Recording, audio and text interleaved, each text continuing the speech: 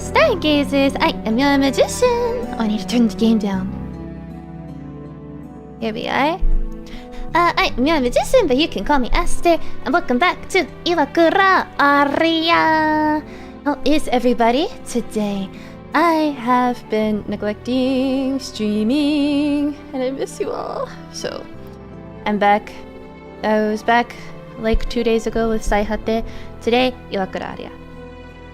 Yippee! Thank you, Betcha, for the 10. Streak. What's up? Hello, Vinny. Hello, Melcut. Hello, John. Hello, Chomp Papa. Hey, I am in a good mood. I miss this game a lot, and I'm excited to stream it again. Thank you, everybody, for being here. Can I write a story and do homework? Ooh, have fun with the story, and good luck with your homework.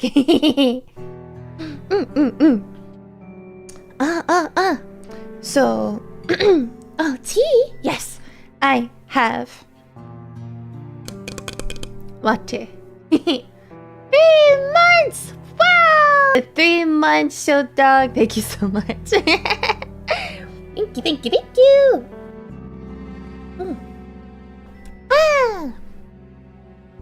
149,000 channel points. That's crazy. I actually don't know what my highest redeem is. I'm curious. I have my new lurk. IJ unlock. Oh yeah, end stream at 1 million points. That's right. Yeah, gonna be a while before you get there. To end stream. Yeah, that's all I have. 1 mil. Alright, next time I stream. So, somebody recently made this really cute extension that, like, combines YouTube and Twitch chat into one really cute, chat thing. And I'm gonna get it. So, my chat will be looking very cute very soon. Baby! Happy that people went to the moon. Yes! Artemis too! Oh my goodness, I've been following them on social media. I think they're so sick. Hello, Michael. Welcome in. Michael Popo. I'm really ecstatic about the whole thing. I think it's so cool. I think the people on Artemis are super cool too. They like somebody on Twitter was like, "Oh yeah, I showed my cat like the Artemis launching," and NASA replied to them and was like, "Can you tell your cat that the Artemis crew says pss, pss, pss, pss?" I was like, what the hell? They're like the most base crew ever. They're so sick. All in all, yeah. Awesome. I love Artemis. I love the moon. I saw it on Google. Congrats to Moonfolk. Yeah. I think it's really cool. I love looking at all the pictures too. Like, looking at them all makes me really happy. Am I quiet? They're in space! Yes, they are. Alright, I think it is time for us to begin. Nope, you're good? Very cool. Alright.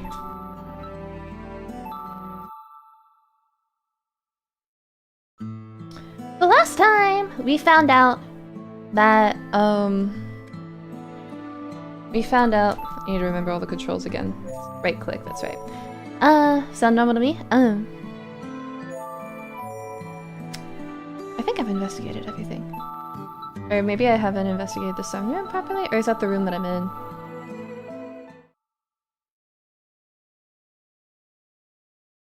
What? Oh, this is different. Okay, alright. Hajimaru za? Alright. This is the sunroom. Or no, the guest room. The drawing room.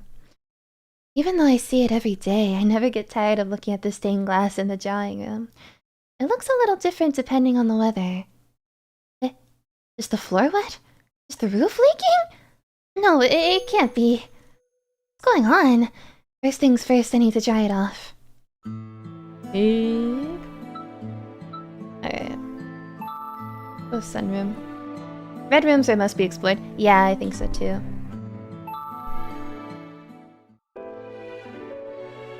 It's pretty dusty. I think I'll wipe things down with a wet cloth instead of sweeping. Whose shoes are these? A pair of dirty shoes were hidden behind the open door. The gardener wasn't wearing anything like this, so they can't be his. Does that mean they're Mr. Elman is? Maybe he wears these when he's out in the garden or something. I'm sure he wouldn't want them getting wet, so I'll put them in the hallway instead. Why was that necessary? Dirty shoes? Hello, I'm here, just gonna have the stream in the background while I read. Thank you for the lyric, Y2K. I hope you enjoy. Let's go around and see if there's anything interesting. Might as well watch out the bento box while I'm at it.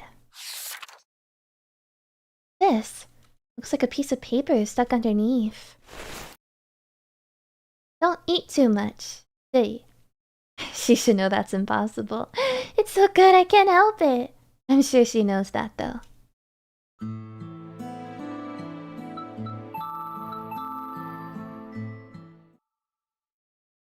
He just leaves money sitting on the desk. I'm glad he trusts me, but if it ever did disappear, there would definitely be a problem. I'm sure Mr. Amane would never suspect me of something without good reason, but still... I wish he'd just put it away somewhere.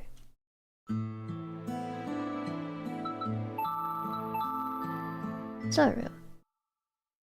There's a little painting on the shelf. Ah, what a beautiful ocean landscape. It looks pretty old, but it still has a faint oil paint smell. It's really not a bad smell at all. I think I might actually like it. It's strangely addictive.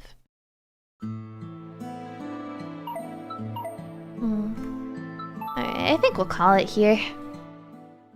Hopefully I'm not missing anything big. I think Mr. Amane should be coming downstairs soon. I looked up at the staircase as I cleaned the hall near the entranceway. That reminds me, I've never seen those shoes that were in the sunroom before. I wonder where those have been all this time. Damn, I thought this was gonna be the world's shortest stream. And that's it, everybody, for IWAKURA ARIA. Thank you for joining me! Ah, I can hear stuff upstairs. I guess he'll be coming down any moment now. Things got pretty dirty, so I'll ask him if he wants me to do a deep cleaning. I think I'm gonna call it here, auditory flashbang. Goes back at it again with a lovely smell-o-vision. That's true, she is like that, isn't she? With that in mind, I kept my head up and that's when I saw... the gardener! What was his name? My eyes widened as someone I never expected to see came walking down the stairs. Ah, he's not wearing shoes. I guess that means those shoes in the sunroom belong to... The gardener flashes me a dumbfounded glance, then walks right past me without uttering a single word. What in the world was he doing up there? No, he couldn't have done something to Miss Aria. Solskid, that sounds right.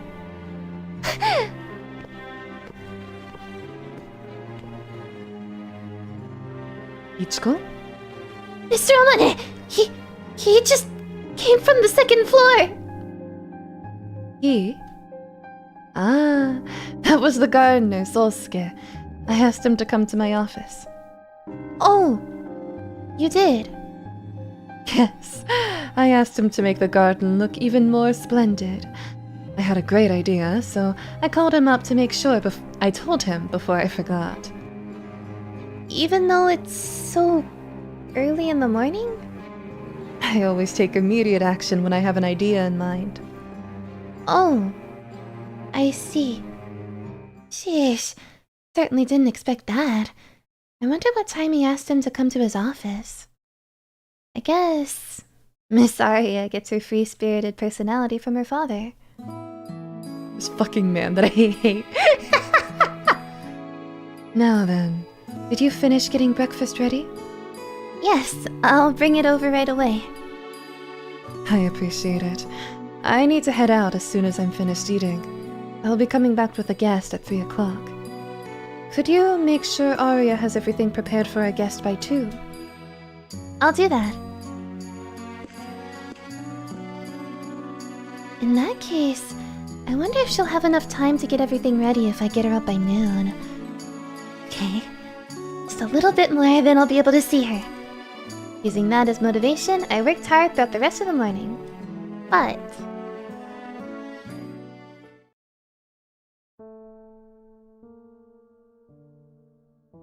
oh... Is the game quiet? I'll turn it up just a little. As soon as I laid eyes on her, all of the anticipation and excitement I built up all morning was completely overshadowed by worry. Her face is even more pale than normal. I wonder if she's not feeling well. Aria almost never asked me to style her hair. She sat there motionless, looking down at the floor while I ran a comb through her hair. I feel bad asking her over and over again, but... Miss Aria, are you sure you're okay?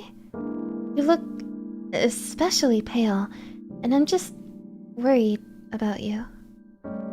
You think so? If you're that certain, then maybe something is wrong. I feel completely fine, except for the fact that I'm having trouble using my left arm. Your left arm? Can I touch it? Go ahead. I'm gonna press down here. Does it hurt? No. She's having trouble moving it. Maybe she slept on it funny? No, that doesn't seem right. I pressed down on different spots from her shoulder all the way down to her hand, trying to figure out what was going on. I then started feeling around her right arm to see if anything felt different. That's when I noticed that the front of her left shoulder felt strangely bony by comparison. Wait. Maybe she... Did you dislocate it? Dislocate? If you did, that's quite serious. We should call a doctor.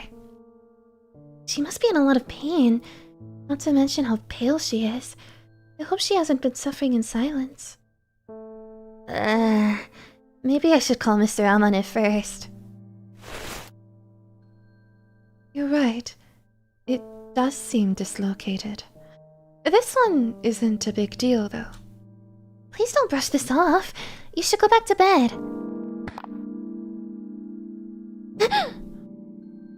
There. All better. Oh, wait. You can't force yourself to... It's fine. See? I can move it like normal now, right? Miss Aria! If you move it around too much, you're just gonna dislocate it again.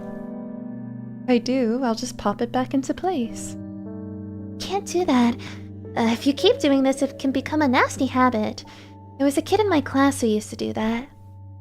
I'm certain that Mr. Amane would tell you to rest.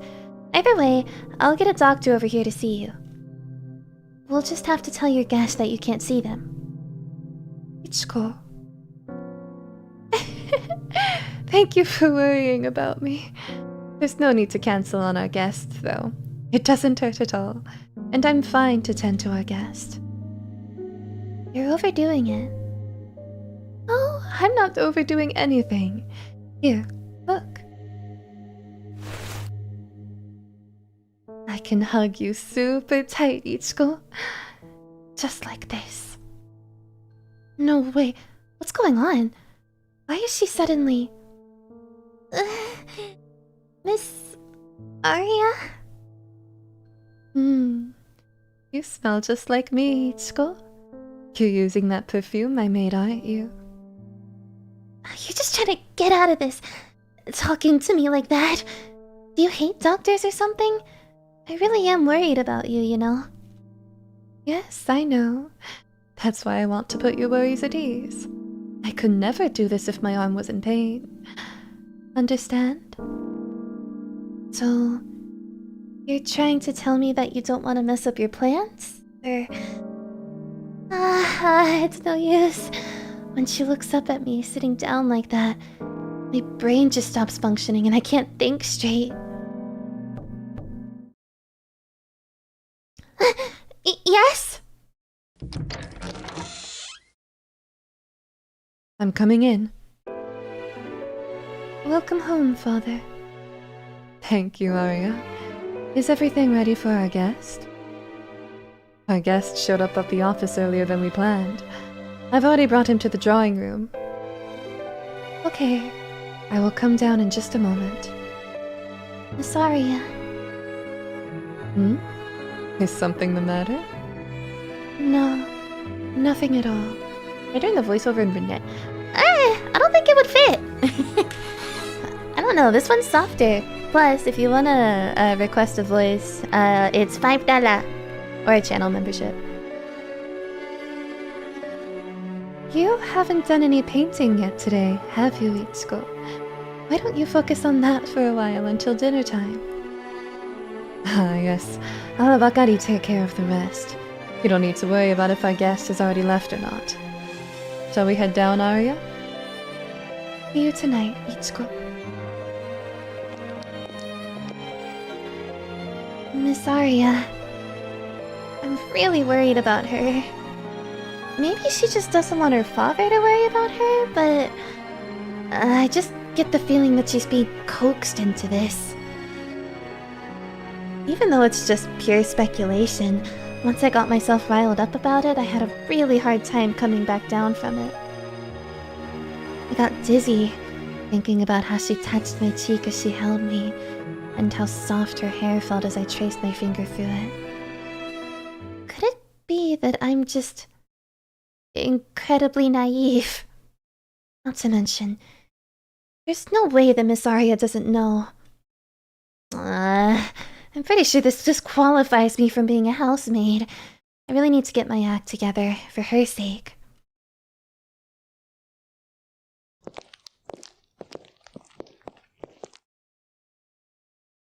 That was really nice. I'm relieved to see you two getting along so well.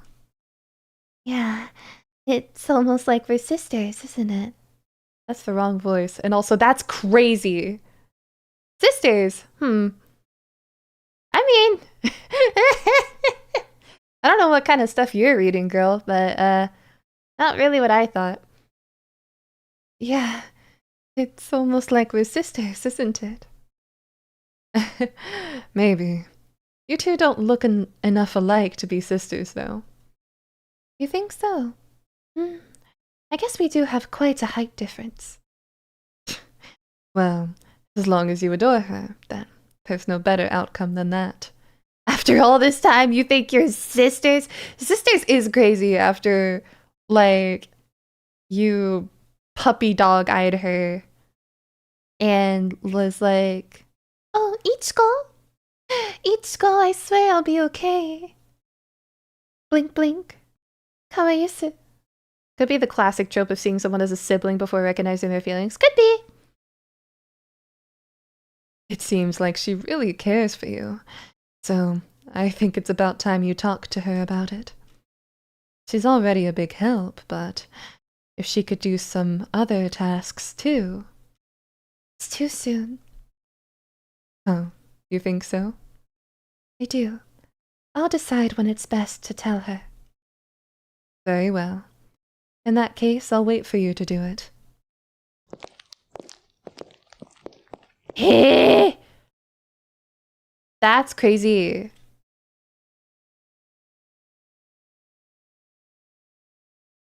That's crazy.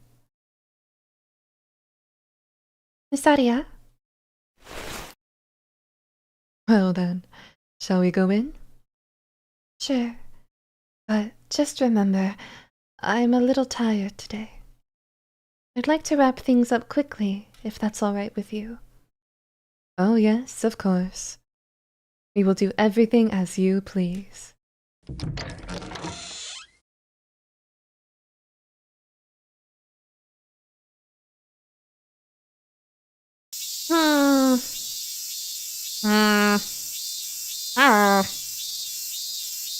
So weird. I'm trying to decide, right? Aria's whole thing is that, like, she's selling, like, parts of her are getting sold, right? Loud ass cicadas. They are pretty loud, actually. Here, I'll turn down the gain so y'all don't have to hear it as much. But Why are they so loud? They are pretty loud, huh? But what I'm trying to wrap my head around is, like, how okay Arya is with the whole, like, selling her body parts thing, you know? Like, you know? You know? The weather's felt really appropriate for the summer season ever since the rainy season ended. Actually, wait, hold on. This was about where I had it before.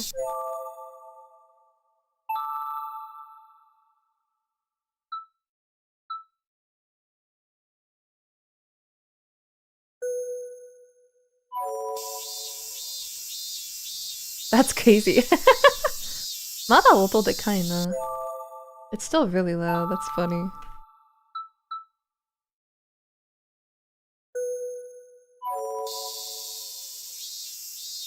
Okay, it's a bit quieter now.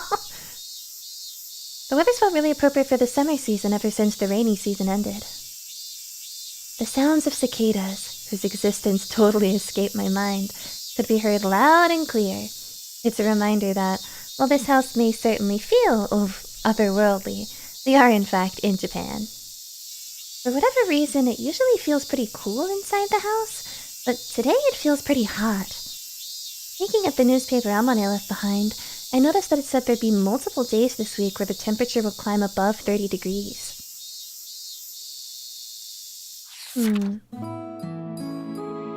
Miss Arya doesn't seem fazed by the heat. Maybe because her normal body temperature is a bit low. I've been checking on her shoulder every day since then, but I think she started to get annoyed with me doing it after a few days, so now today, she is in a sour, sulky mood. I think it's only natural to be worried after witnessing that.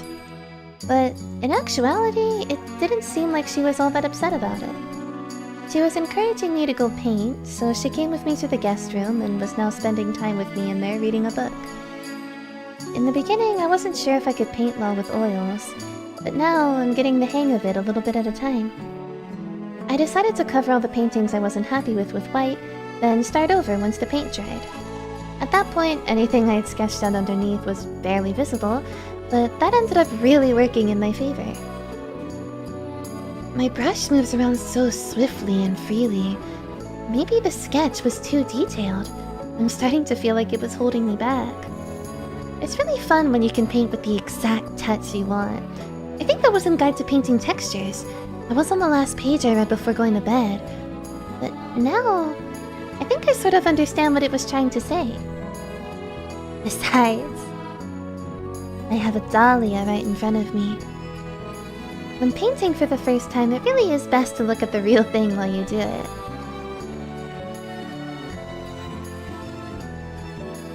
Well, let me turn down the game volume, it's hitting my compressor.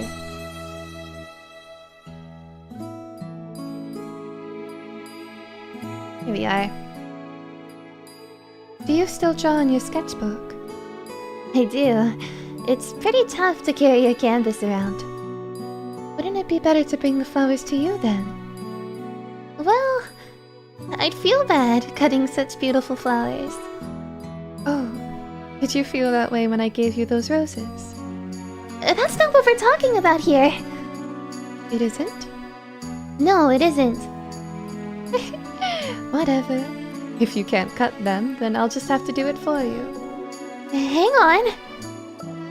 You just leave them be, they'll eventually be clipped and discarded. Knowing that, don't you think it would be better to just display them in the room?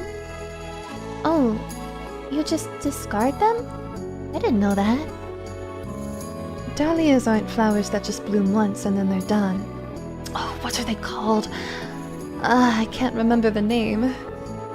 You deliberately cut the flower off once it has bloomed.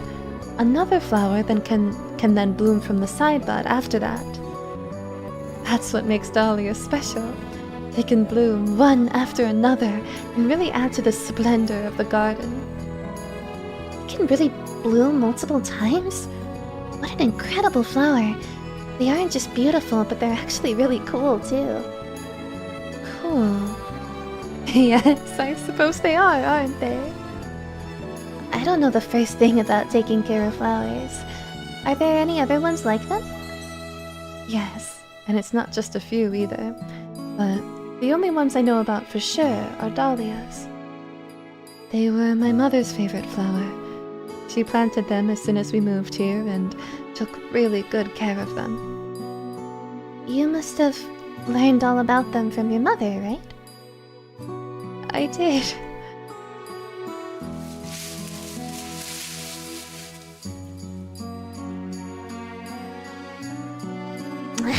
Scared me. Why is he always... Here. I just clipped this, if you need it. Oh, thank you very much. Oh my, Noble Lady X housemaid archetypes. Yeah, welcome in, Miss Organ Harvester. How are you?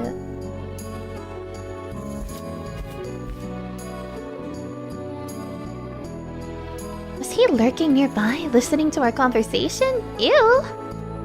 He brusquely handed me a single dahlia, then left the area without saying another word to either of us. What in the world is with this guy? He can be both terrifying and kind. It's like you'll never know which side you'll get.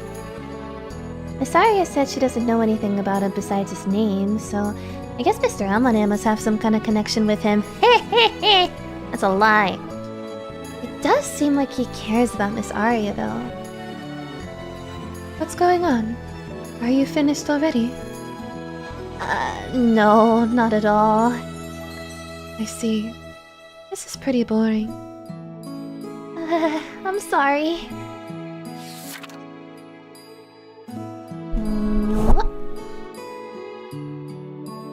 She's holding quite a large book. Looks like it's about woodblock prints. Sorry, you don't have to push yourself. You should prioritize your health, so you should just rest in your room. This again? Even after you already spoke to my father about it? Hello, person, how are you? She's right. Amane made it crystal clear to me that even when Arya saw a doctor, they never saw any improvement in her health or overall physical condition. I'm not pushing myself. I want to be here. I like feeling your warmth next to me while you focus on the canvas. I also like the smell of oil paintings. It's not even a nice smell, but for whatever reason, I'm strangely drawn to it. I totally understand what you mean. I wonder why that is. It's not exactly a bad smell, you know? You too, Ichiko. It's so strange, isn't it? Arya returned to her book with a relaxed smile on her face. It looks like she really isn't pushing herself too much. I don't want to burden her by worrying too much. I need to be careful not to be too pushy. I turned back to face my canvas, and something dawned on me. At some point, the silence we were sharing suddenly became rather uncomfortable.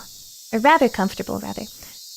I was not alone, because the room was filled with Arya's presence. All of the tension and heart-pounding worry I'd felt just melted away. Thank you for the lurk, Jake. Take care, I hope you enjoyed the stream. I wish I could stay like this forever. The cicadas were chirping outside, the shadows of the swaying lace curtains were cast on the floor, and a gentle breeze softly swept against my hand as I held my paintbrush. It was such a gentle summer day.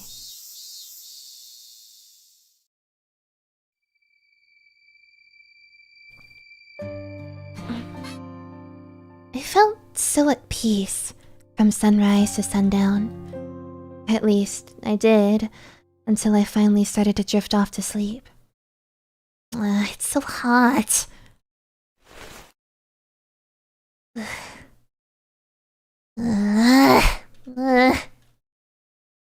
I woke up because it was so hot and humid in my room. That's when I noticed that my forehead was drenched with sweat. I'm so sticky. Gross. Wonder what time it is. Maybe after 1 o'clock? I guess I should go wash my face. I'll grab a wet towel to cool down my neck, too. With my plan set, I got out of bed and rubbed my very sleepy eyes.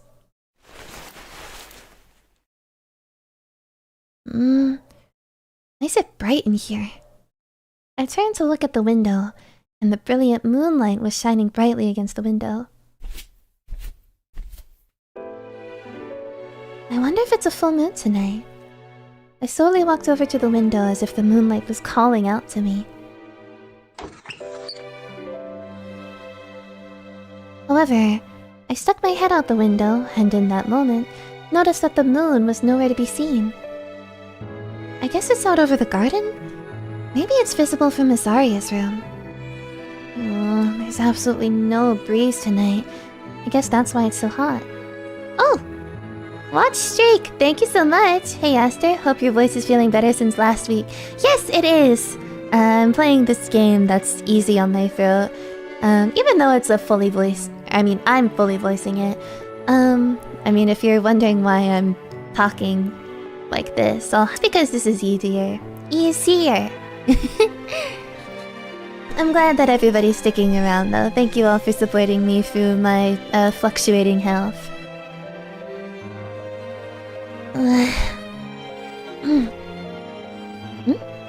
Is that? There was a soft light emanating near the fountain, and I could make out someone moving around.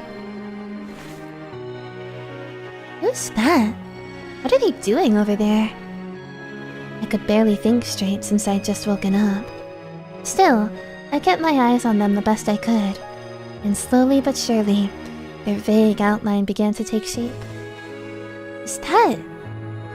Miss Aria? From what I could see, that was definitely Aria. She slightly lifted up her dress with both hands and began walking straight towards the fountain. She's barefoot. Why? What could she be doing at a time like this?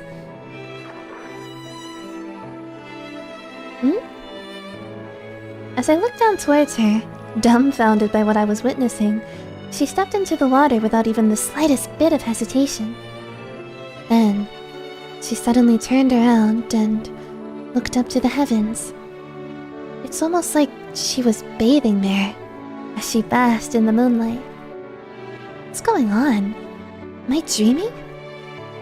It was such an unbelievable sight, so it's only natural to be captivated by it. My sketchbook.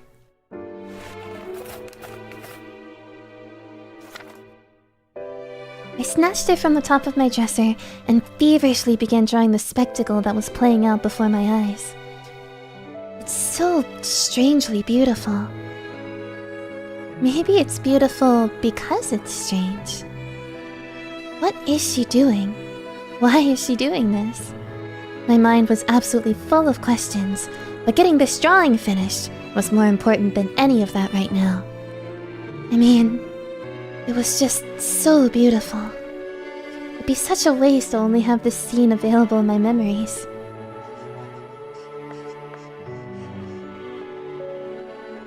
Finished.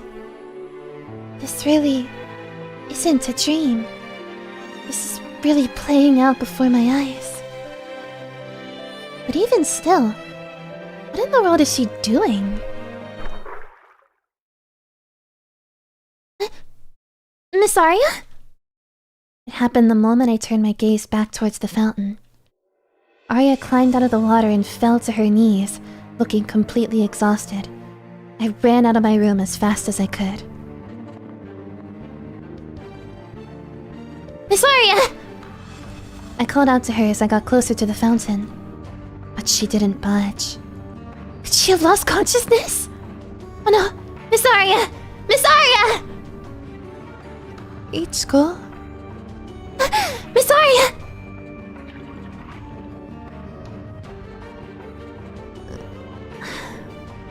I jumped into the water and lifted up Aria, who was still sitting on her knees. Her thin legs could barely hold her up. Her cold, wet dress was clinging heavily to her skin. I thought my heart was gonna explode. Why? Why are you doing this? Doing what? I could say the same thing. What are you doing this late at night? I'm the one who's asking you that! I came to rescue you, Miss Aria. It looked like you collapsed, and I was afraid that you might drown. You're making a big deal out of it. It's not like someone could drown in such shallow water. How was I supposed to know that? Anyway, your knee. I knew it. You must have scraped it pretty good. Why did you kneel down like that? Did your leg get caught on something? No, I just couldn't move anymore, that's all. I couldn't sleep, so I went for a walk, and that's when I saw the fountain. It felt so nice to take a dip. Oh, come on. If you can't sleep, you can call for me at any time. Lady Aria! Lady Aria! Are you alright? Hey you! Where have you been all this time? Taking a nice leisurely smoke break? Who the hell do you think you are? It doesn't matter. You got over here way too late. Why are you even here? Can you really protect Miss Aria like this? Hey, now's not the time for laughing. I'm being serious here. I'm sorry. I couldn't help myself. Hey, I'm fine, so you can go back to your post now. Huh? Oh, wait a second, I'm not done here. It's fine. Go. Thank you. Lady Aria. Understood, ma'am. Well then, if you'll excuse me.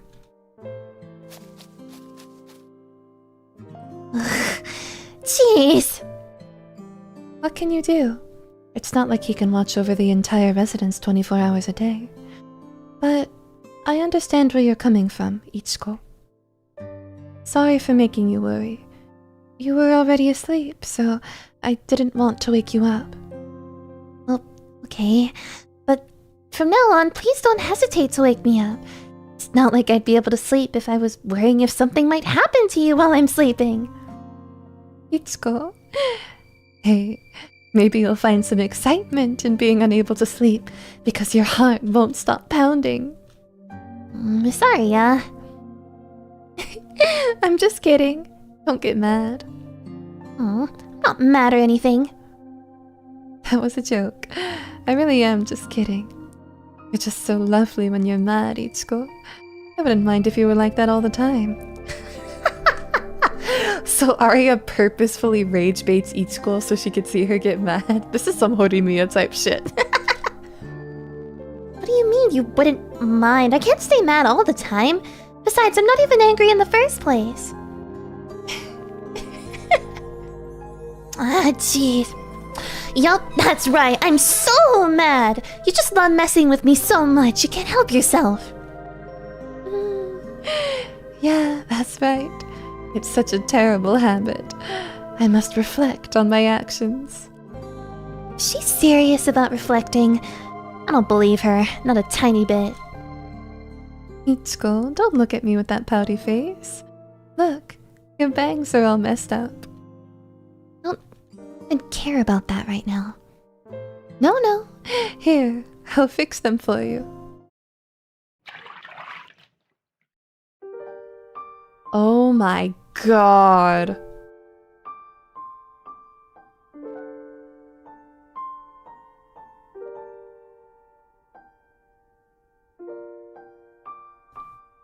I didn't think you'd actually jump in, you know. She flashed a smile as she looked at me. Summer is so much fun with you around. It's so not fair. Seeing her looking so happy like that, I could just... The moon that was shining its brilliant light only on her just a moment ago was now illuminating both of us. However, before I could truly appreciate the moment, the smile vanished from my face in an instant. What? Why? Suddenly feeling uneasy, I looked up. That's when I saw Aria looking down at me with a listless expression on her face. When you stopped looking me in the eye, I knew it was only a matter of time until you left. Surely that was your intention, wasn't it? I guess she doesn't know that it was more than an intention, and that I actually tried to leave. Not like I could ever tell her that, though. As if I'd leave. You're lying. I'm not lying. I'm sure my eyes must be moving all over the place. Arya puffed her cheeks a little and looked at me with that sulky expression. She's so cute. I could feel my chest getting tighter. That was exactly the kind of lie that would get Arya to respond like this, with such exaggerated expressions. I just don't care anymore, even if she leads me along or creates a huge stir. As long as I can be with her and get to see all different sides of her, then I don't care about anything else. Miss Arya. What is it? I'm sure it won't just be summertime that'll be fun for us. I hope you're looking forward to spending autumn with me too. Ichiko. I wonder about that. What? Do you plan on being here through the fall? How cruel! You're terrible! I'll be here in the winter, the spring, forever! Unless you kick me out, of course. Oh my, that's how it is? I wasn't aware. She grinned at me with this mischievous look, almost like she was getting payback. Every time we moved around, the ripples on the water glistened in the moonlight.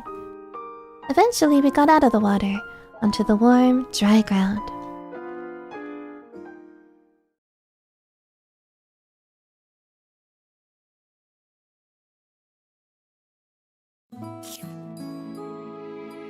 Arya really trusts you, doesn't she, Ichiko? It was a peaceful day just before noon. We were enjoying some sweet, crisp watermelon. She stared at me with this look of admiration on her face as I told her about everything that happened last night. The housemaid that was here before you, I think that was Miss Komada? Can't stay but came to wish everyone a great day. Thank you, Andy. Take care. I talk to her every now and then, but never heard about anything like that. I think she's able to show you her true self, even her strange sides, because of who you are, Ichiko. Maybe strange is a bit much. Zoe laughed uncomfortably as she said that, but I couldn't help but laugh along with her. I guess it's hard to see it as anything but a strange incident when you hear the facts laid out like that. But there was something that I still haven't told Zoe. It was about the time we spent laughing together under the moonlight. Even her ill-tempered side is incredibly cute and charming. My heart was pounding. I want to tell her all about it and share my excitement.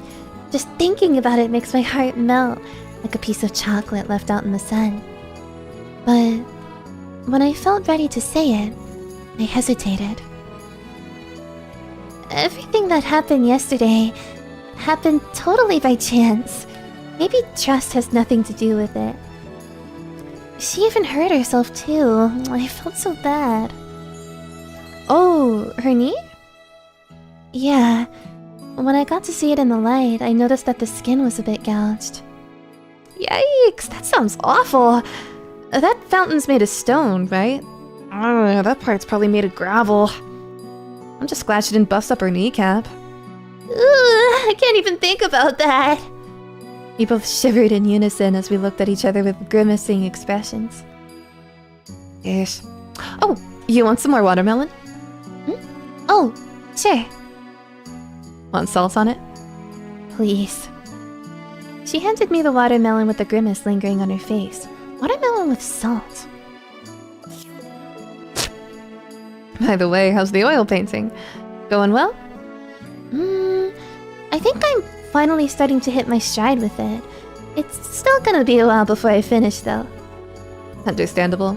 Hey, will you show it to me when you're done? You wanna see it? Of course! How could I not want to? How about your sketchbook? Draw anything lately? I'm trying to remember how much I showed you last time. I pulled out my sketchbook and started flipping through the pages.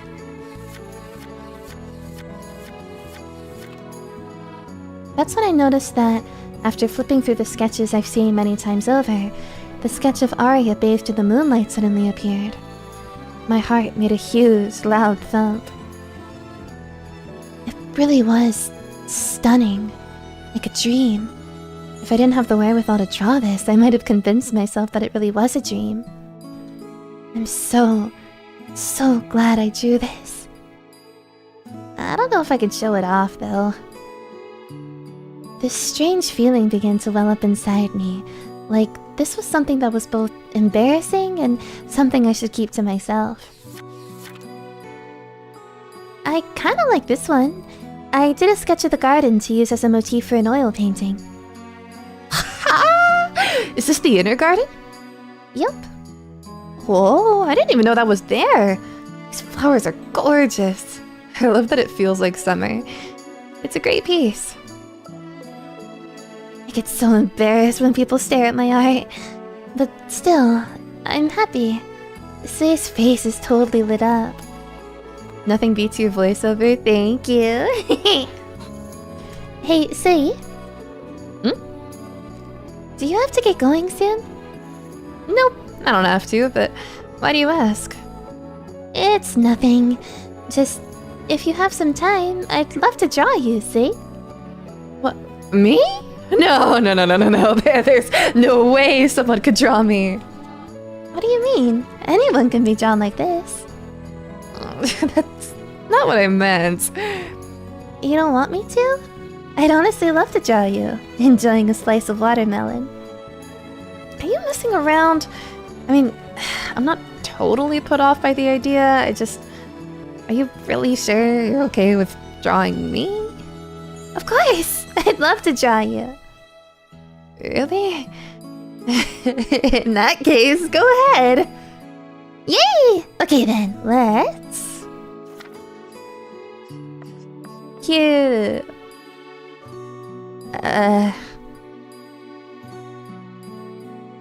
Sui totally froze before taking her bite of watermelon as she nervously looked around the room. You can eat the watermelon now. Are you sure it's okay? Oh, come on, I can't help it. I've never had to be a model before. And that's that. Thank you so much for doing this for me. Can I take a look? Of course. Whoa, you really just drew this, didn't you? I can't believe it. You really drew me. I'm so happy. Thanks for making me look cute, Ichiko. It's so cute. Sui's so adorable. I've only ever copied stuff like movie posters up until recently. I had no idea that it was this fun to draw people. Well, I did have an amazing model to work with.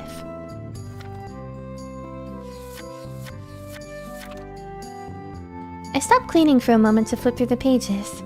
I really have Aria and Sui in my sketchbook. Once I finish the Dahlia painting, I'd really love to paint them too. I was just standing there muttering to myself.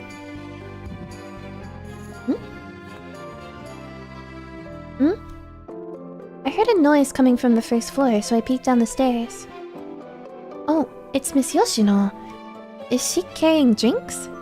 Looks like their guest is still here, even though he came earlier this afternoon. I wanted to clean the downstairs windows, but I guess I won't be able to today. I should just focus on cleaning upstairs for now. Oh, much to explore. Alright, Ichiko's room first. I feel like the smell of tatami mats gets stronger at night. Probably because the heat is trapped.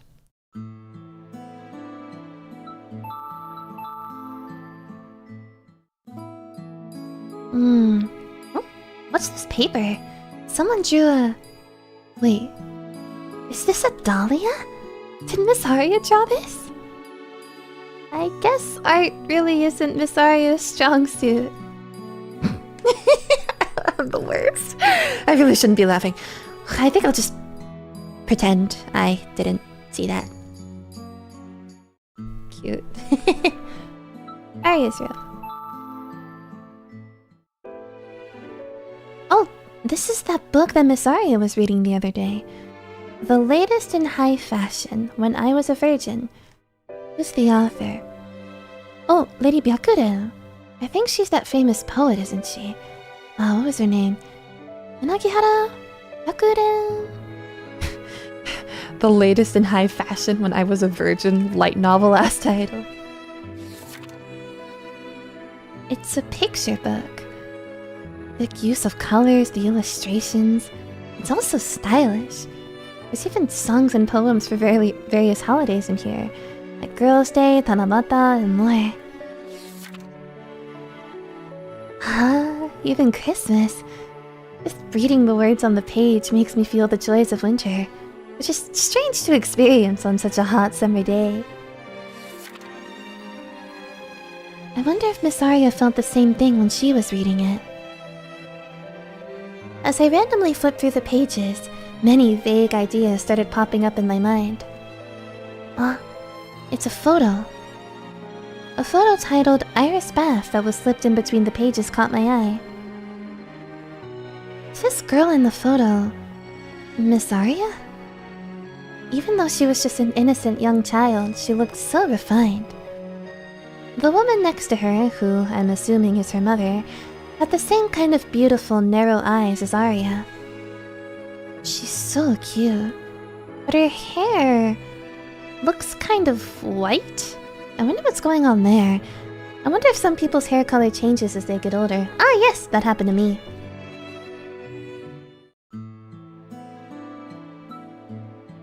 I'm on Israel. I need a chair. And now I have to take off my shoes. I really should clean these high-up, hard-to-reach places more often. They even have areas that are hard to see properly decorated. Much to my surprise, though, it isn't very dusty. Which means people have been taking things off and on. A feather duster can make quick work of this. That was when something suddenly caught my eye. More of Aria's body parts. I noticed a framed postcard that stopped me in my tracks. Okay, what is that? It was of a dark and gloomy oil painting. It had this strange aura that took my breath away. What is that thing in the middle? I can't make it out. Is it a bird? Is that an angel? I'm not sure if it was a girl or a boy depicted there, but they're being carried on a gurney, blindfolded, with blood dripping down their back from where their wings have grown out. What's with this piece? Feels like I'm witnessing Miss Aria having an awful experience. My heart aches just looking at it. I've seen that painting before. Huh? This isn't a painting that exists? What is this painting called then? I'm curious.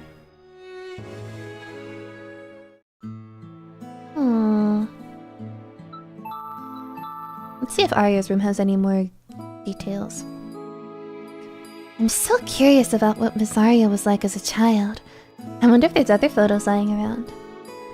Even though I know it's not okay to just go through other people's belongings without their permission, I couldn't help myself and started flipping through various books. Nothing. Maybe there's some in these drawers? I've never seen them use these before, but... The Wounded Angel by Hugo Simberg. I'm gonna look that up, I'm curious. The Wounded Angel. Yeah, you're right, it is an angel. Oh, it's much easier to see, after, like, looking it up. Yeah, okay. I couldn't tell what it was at that angle, but yeah, I see the angel wings and the blindfold. Thank you, Bonnie, for the lurk!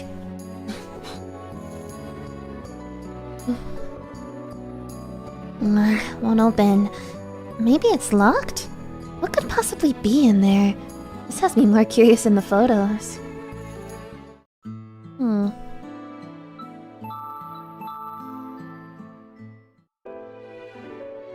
Never seen art quite like this in my entire life. I felt like my foot bumped into something, so I peered down to check it out. An earring? This couldn't be Mr. Amane's? Maybe it's Miss Yoshino's. Either way, I think I should just leave it on the desk. An earring? Oh, it could be the secretary that he's... Oh wait, yeah, that's Yoshino. That's right. Akari Yoshino. Bathroom. More mold in the floor? Looks like there's another huge car parked in the driveway again today. Ah, that's the phone ringing. Should I go and try to find Mr. Amane? No way, that'll take way too long. I guess I'll just have to answer instead. Hold on a second! Don't hang up! Hello? Is this Omiki? How are you? I'm calling from the Mori law firm. Law firm? Why did they ask for someone named Omiki? Kimio? Kimio? Oh, I'm terribly sorry, but nobody by that name lives here. You must have dialed the wrong number. Wait, those papers on the desk must be... Ah, in that case... If you'll excuse me!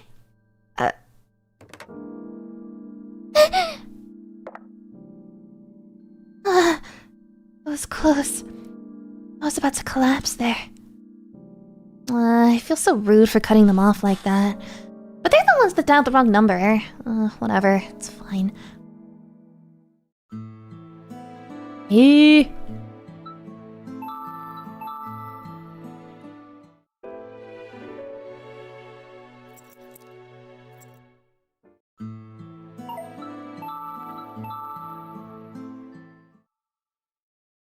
Must be a lot of work for Miss Aria to wash her hair. If she just asked, I'd be more than happy to help her wash and dry it. But she's not a kid anymore, so I wonder if that'd be weird for her. I really would do anything to help her, though. Yeah, I guess it is pretty weird to think this way about someone who is... clearly more fortunate in life than I am. The secretary that he's what? Oh yeah, he has this secretary that like... he's, having secret trysts with. Just looking at brushes and paints in and of itself is so much fun. One of these days, I'd love to go to a fancy art supply store and pick out some things for myself. Alright, I don't think we'll get anything else out of this. I'm here! Hello, chimp! I hate this.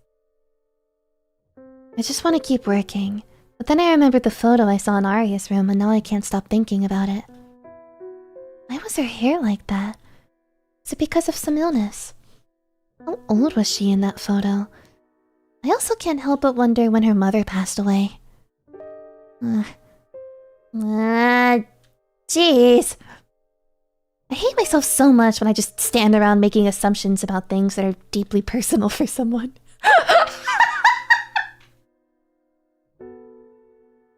Ichigo's so funny. Man, I hate it when I just stand here and make up headcanons about the people that I know. But despite all that, my curiosity only continued to intensify. Maybe it'd be better to just ask her instead of prying into these things in secret. But what if she gets upset with me for asking such personal questions out of the blue? Feeling totally disgusted with myself for being so impudent, yet so cowardly, I let out a long, deep sigh. Saddled with guilt, I took a peek down the stairs. You could hear a pin drop down there, so it seems like the guests still haven't come out yet. Oh, I just despise pulling a game theory. Just gaining awareness. Y'all are funny. I can't keep doing this. I need to distract myself, otherwise my mind's gonna run wild. Not that I have the wherewithal to do that. In that moment, I decided to return to the guest room to continue painting. That was when I remembered the painting I saw earlier. The one of the angel that made me think of Arya. When I think of how she looked when she was little, it makes it feel all the more similar. So this is the game basically telling us this is a direct comparison. The Wounded Angel. I'm gonna look this up again. It's a painting, yada yada.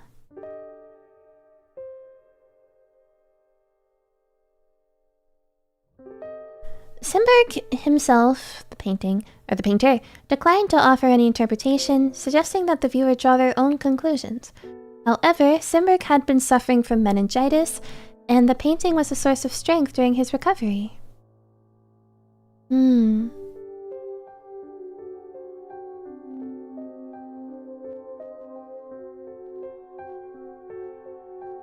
Yeah, Simberg painted the Wounded Angel at a time when he was just recovering from a long illness, and it could represent his healing at the time.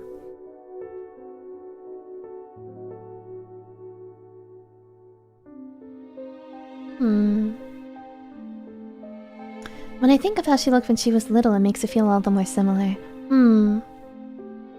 Wonder whose painting that is. Maybe it's in one of these art books around here. Or maybe there's some information about the artist on the back of the postcard.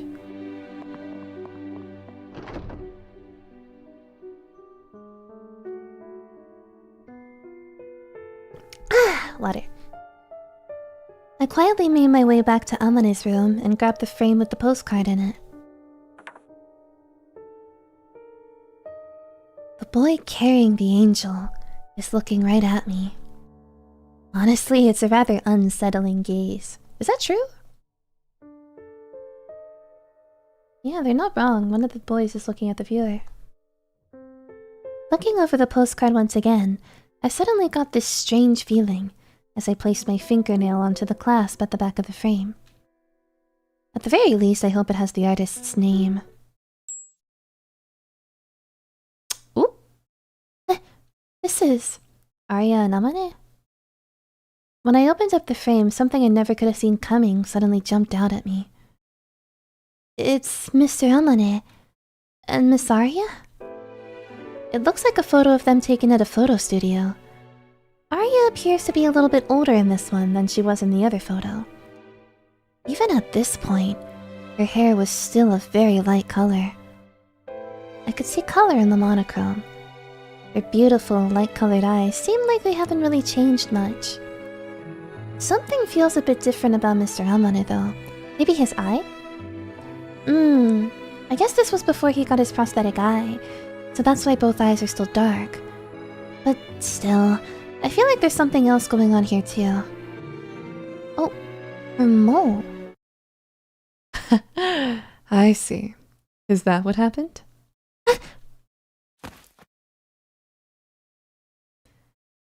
I could hear voices coming from downstairs as people left the room, then my heart skipped a beat when I heard Amane's voice.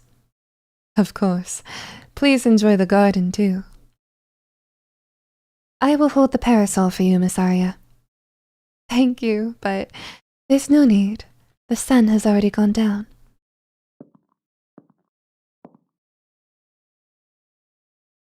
It was like something was caught in my throat. My hands were trembling as I quickly put the photo back where I found it. Something's weird. Something's not right. A creepy, disturbing feeling weighed heavily on my heart. I waited for a bit until I could hear all of their voices fade off into the distance, and raced back to my room as fast as I could. Her mole. Flipping through my sketchbook, I found the drawing that I made of Arya with that sweet, gentle look on her face. Just as I thought, I drew her with a small mole on her neck. I hadn't thought about it too much until now, but there was something that, when I imagined Arya and Amane, appeared clear as day in my mind. But Mr. Amane didn't have it in that photo. Maybe that just means the mole he has now just naturally appeared at some point after that. Or maybe it's drawn on? If not that, maybe it's a tattoo or something?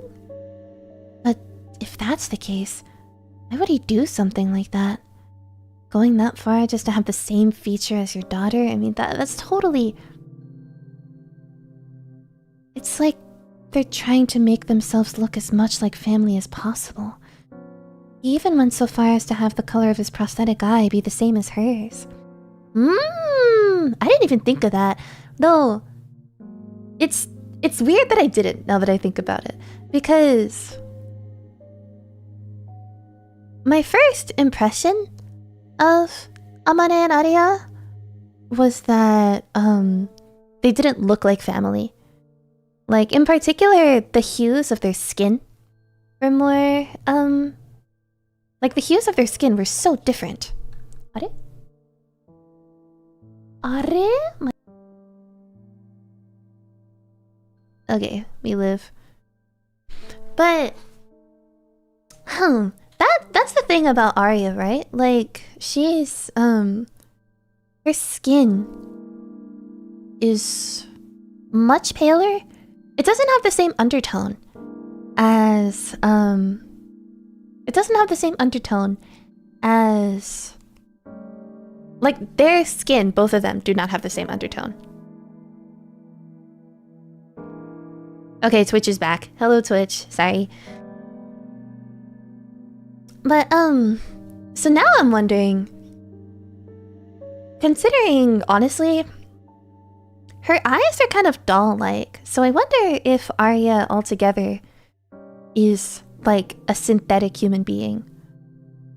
Like, I wonder if she's just not even real at all, you know? And that's why, like maybe she's made up of, like, different people or something. But synthetic, you know? Prosthetic eye. Those words made me stop dead in my tracks. And suddenly, a massive chill went down my spine. What's going on here? He told me all about his prosthetic left eye. In my sketchbook, I even colored that eye the same way I did Aria's. However, in that photo, both of his eyes had the same dark color. That's the eye he lost in the war.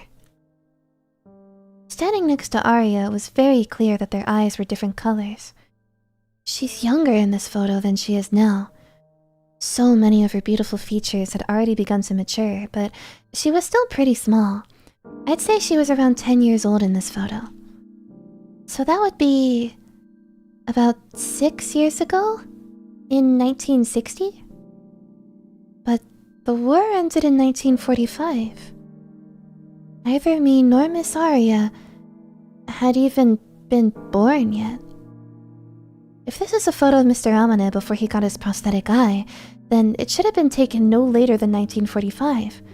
Miss Aria is the same age as me, so how could she be in the photo too?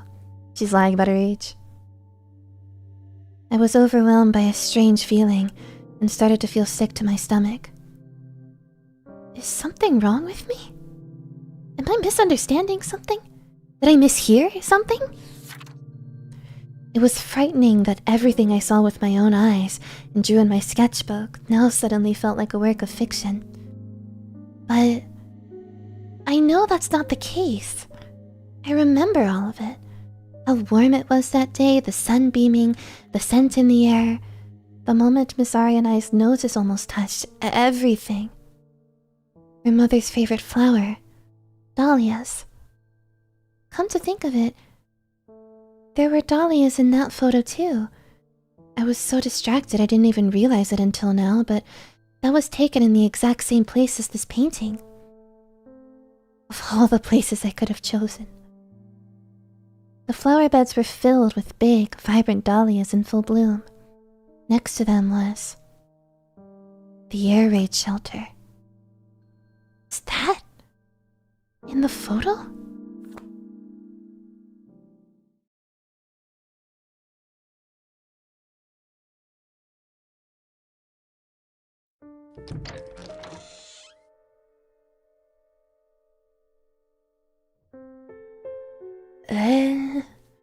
have any other theories? The next day. Please don't be awake yet. Hoping this would be the case, I spoke to her in as gentle a tone I could. I'm sorry, Miss Aria. I agonized over whether I should just see how things play out, or just be upfront and ask them about everything.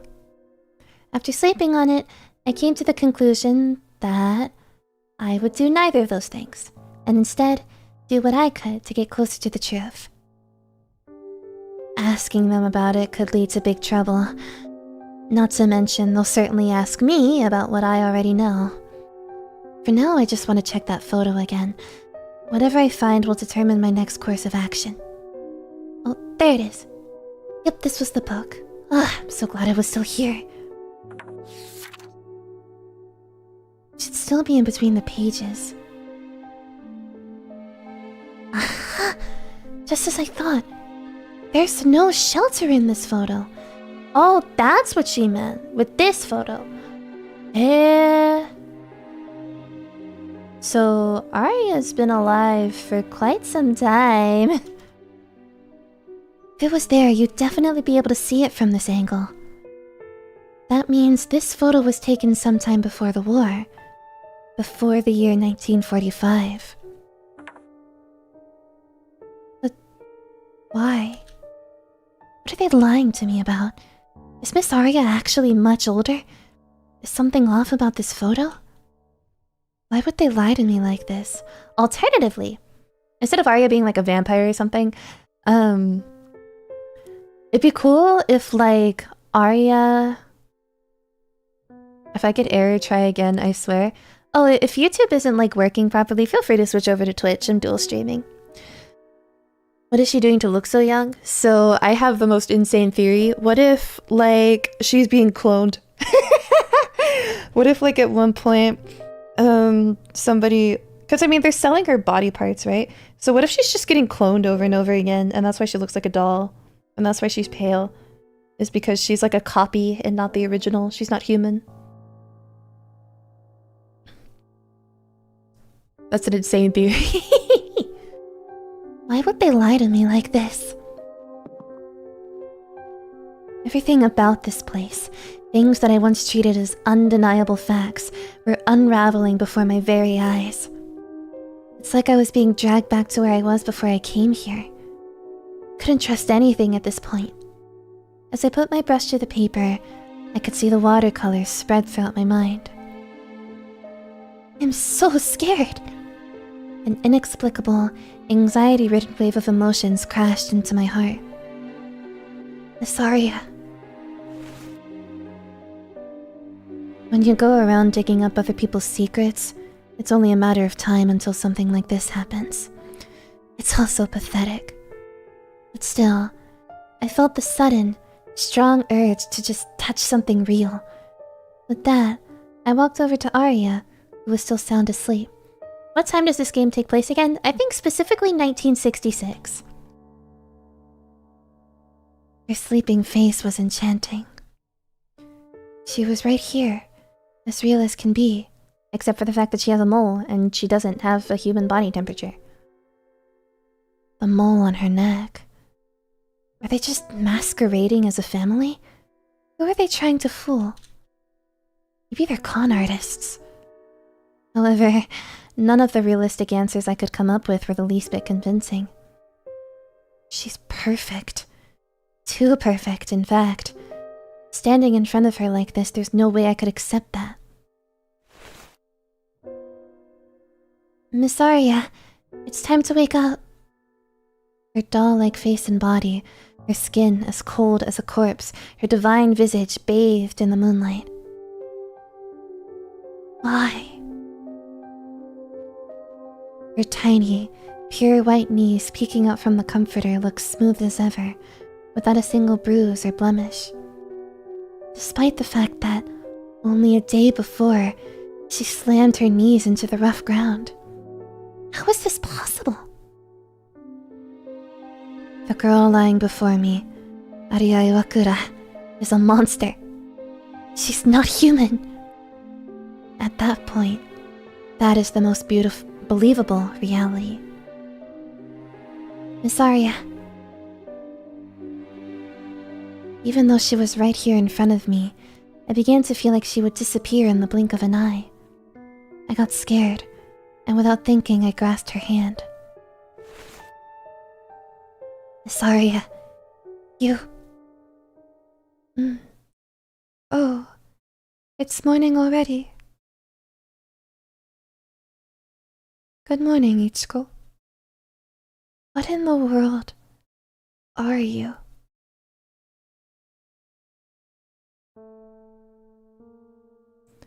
Arya felt hungry pretty soon after she woke up, so she had some toast.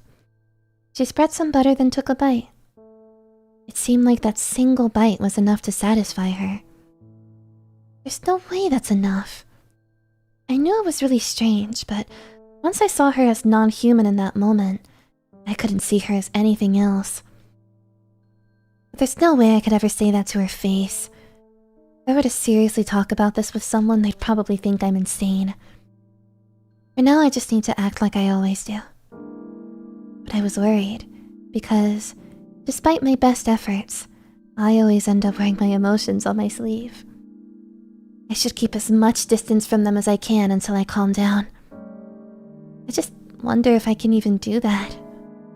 Thankfully, it seemed like they had company today. For the time being, I'll try to keep myself busy.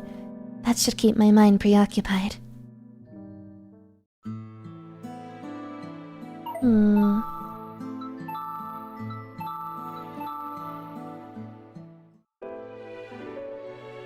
There were some baked goods and a teapot on the table. It seemed like Akari finished all the guest preparations early. The tablecloth is beautifully laid out, so I probably shouldn't fiddle with anything. With that, I started to leave the room, and that's when I noticed a container placed in the middle of the table that I'd never seen before. What a strange shape. Maybe it's a sugar cube pot. I guess not. There's little bottles in here. I casually picked up one of the two bottles. Are those nails? Ain't no way. You're joking. What's in here? Seashells? No. This... You might be right about the cloning. At first glance, I thought it was broken seashells, but taking a closer look, I realized that it was human nail clippings. What's in the other bottle? It's red. Is this blood? The bottle's filled to the brim with it. What's going on? I have goosebumps everywhere. Why in the world would they put something like this on the table? I broke out into a cold sweat, completely unable to comprehend the situation before me. Did Miss Yoshino set all of this up? Maybe it's not just Miss Aria and Mr. Amane that have something off about them.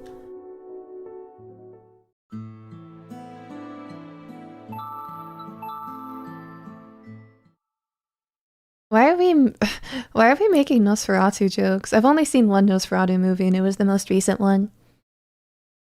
It seems that the gardener isn't here today. Hey. We can't go into the drawing room again. That's right. There's the picture of the angel painting in Mr. Amane's room. I wonder if I can find any more information on it. Oh, vampire. Yeah, that feels obvious. I grabbed a bunch of big, heavy books from the shelf and spread them out on the floor. I can't find anything. Maybe it's not from a very famous artist. That's so funny.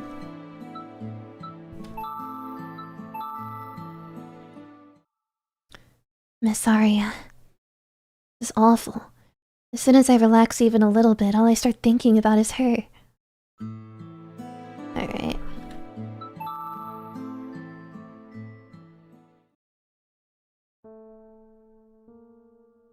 I tried to distract myself with work, but I just got even more uneasy. I remembered the bottles filled with blood and nails. It doesn't matter if Arya is a human being or not. But There's definitely something going on in this house beside that.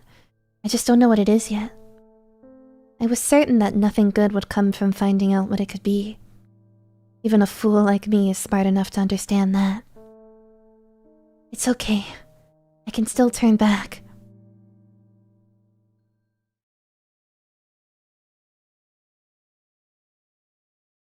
I could still think like that, up until a few hours ago anyway. Why did things have to end up like this? It was 3:30 in the afternoon. 30 minutes had passed since today's guests showed up, and I found myself standing right next to the drawing room's window. Up until now, I didn't pay even the slightest mind as to what they were always doing in there, but after all of my recent discoveries, this is where I ended up. I know that peeping is terrible, but at this point I'm desperate. I don't care what happens anymore. I just can't help but want to know. I don't care what I end up learning, I just want to know everything. It's kind of scary how easy it is to admit your own stupidity and depravity once you start thinking this way. Are they talking? I can hear voices, but I can't make out what they're saying.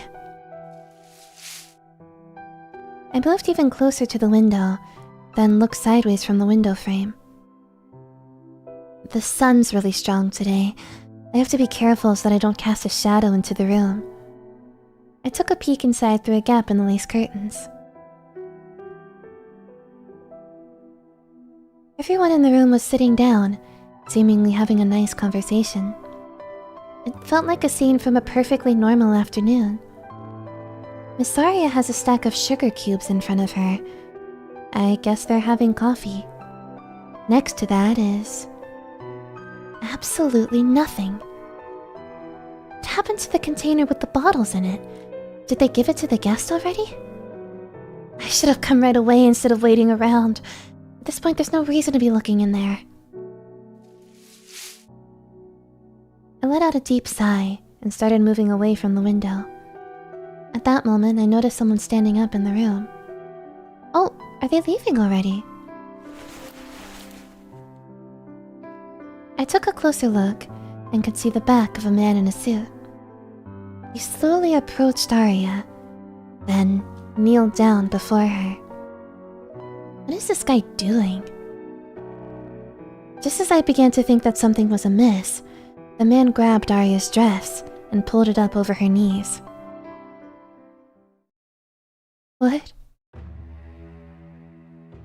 He wrapped his massive hands around her exposed white calves. His hands were so big it looked like he could snap her leg in half with one hand. Then, the man brought his face up to her left leg.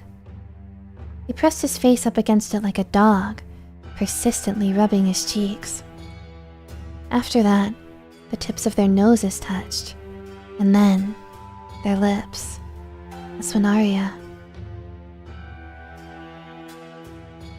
She didn't say a word, only stared at the man's face.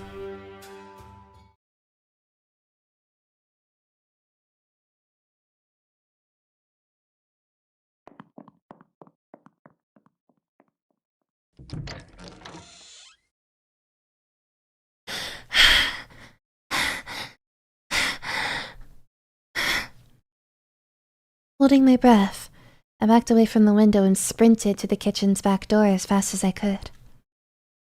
When I finally opened my mouth, I could barely breathe. Even just standing there, I felt like I was drowning.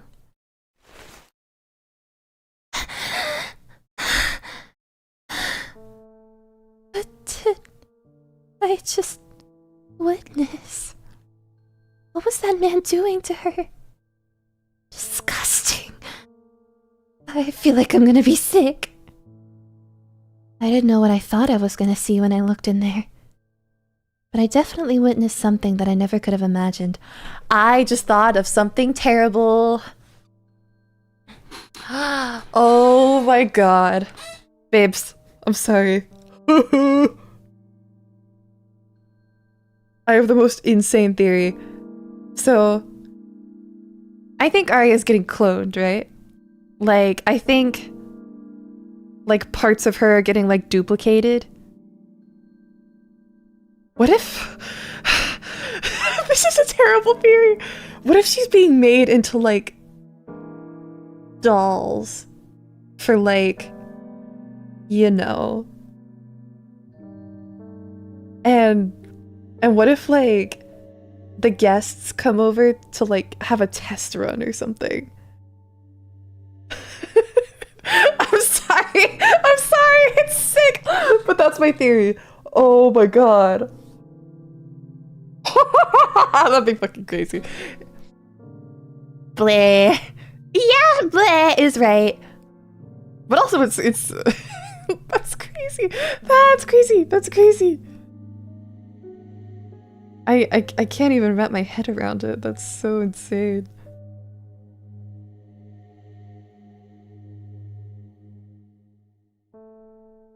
It's such a good theory. This is the one theory where I hope you're wrong. I fuck with your NBA theory, but this, as to why it's in my head now, we'll have to see. It was even more raw and even more depressing than I thought it could be. That was horrible. I can't believe that Miss Aria would allow this to happen. Mr. Amane was right there next to them. What was he even doing there? The image of the drawing room with the man in the suit and Arya looking down on him were forever seared into my mind, like a mental photograph. My arms were hot from the sunburn. The unobstructed sunlight was beating down on me. I peered in from the side of the window frame to avoid casting a shadow into the room. The sunlight was shining into the room in various spots, though. In fact, next to Arya there was a shadow.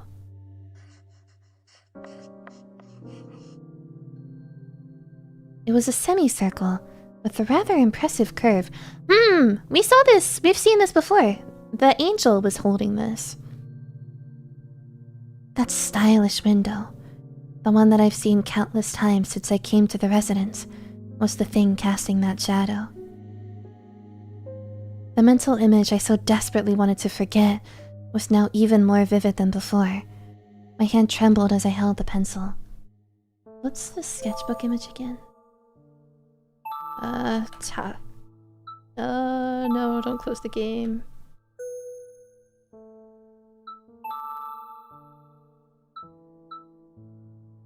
Display sketchbook is C.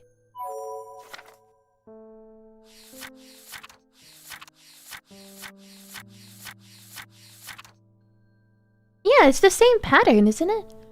Or part of it. And then this is also the same pattern. Gabriel. It's an angel, now that I think about it.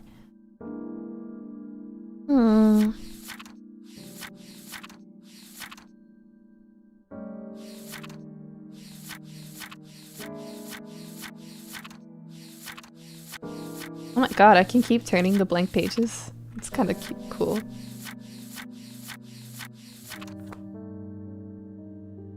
I began to draw the window, as if I both wanted to leave behind some kind of evidence and confirm my suspicions at the same time.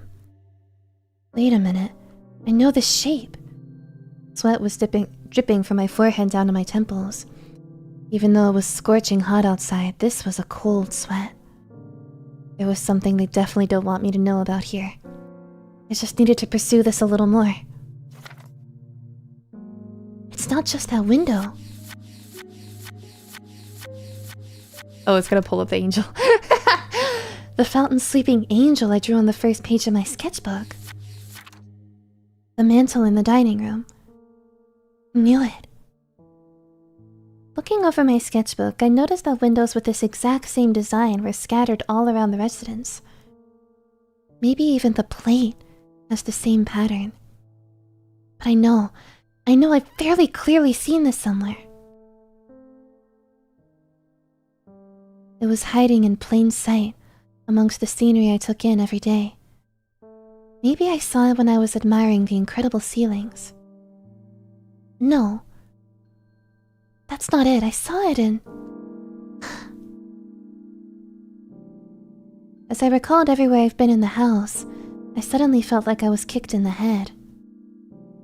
The hidden room. It was on the wall in there.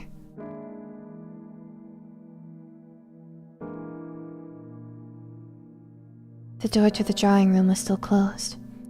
It didn't seem like Amane's secretary, Akari, was in the drawing room or the study. Now's my only chance. I wanted to be as quiet as possible, so I took my shoes off. Then, I made my way up the stairs in my bare feet. The hidden room is between Miss Aria's room and Mr. Amane's room. I wonder if I can get in there from her room too. Which room should I go to?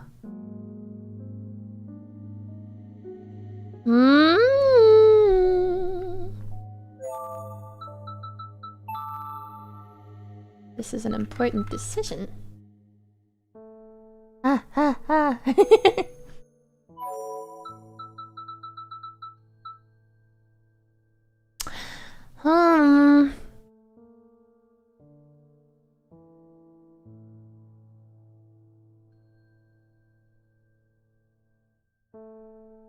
Now that I think about it, I guess it doesn't really matter, huh? Because, I mean, according to this, you know, the walk-in closet is connected to that room. This feels like a big choice. Or maybe I just have to go to both. Anyway, we'll go to Aria's room first. I want to check out Miss Aria's room.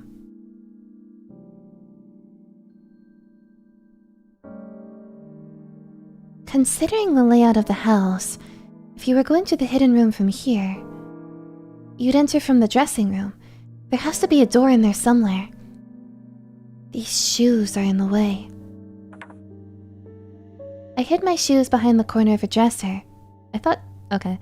And grabbed the dressing room's doorknob. Is there another door on the other side of the hidden room? I can't remember.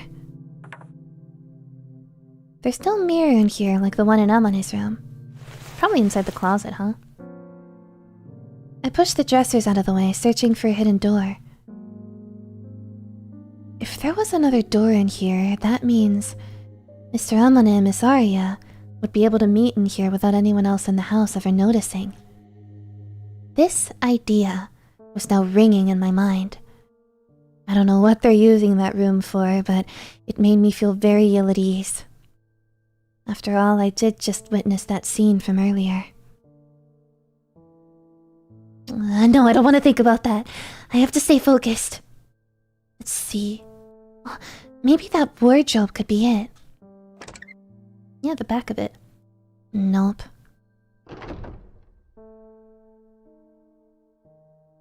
Maybe you can't actually get in there from here. I mean, I have no real basis for this idea, so I wouldn't be shocked if this was a dead end. Still, when I think of how many lies I must have told and have to keep track of. These are winter clothes that she wouldn't be wearing right now. Maybe it's behind there. Pushing aside the heavy coats and dresses, I noticed something that looked like the handle of a sliding door. I guess there really was one. I reached out and grabbed the handle. I was so nervous, I could feel my heart throbbing from head to toe. My veins felt like they were going crazy. There's the semicircular window. As for the symbol,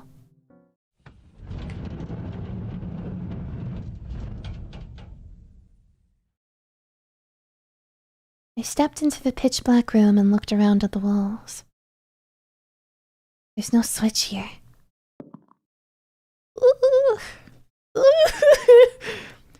Maybe it's further inside? Yeah, there it is. I totally forgot about that. I was too distracted with all the weapons to notice the... Oh, cheese. Thank you for the 10 data. You chose a really interesting time to send that. Thank you. Thank you for the 10 data. Bro, I was so distracted by all of the insane materials. I did not even notice little tapestry. That's crazy. I wonder what the significance of that symbol is then. Is it like a family crest? It's a weird family crest, if it is one. It looked exactly the same as when I last saw it. I flipped the switch, and my field of vision gradually opened up as I got used to the light. My memories of this room had slowly begun to fade and feel less and less like something that really happened, but the moment I stepped in here, it all came rushing back. Is that a syringe on the desk? Next to it is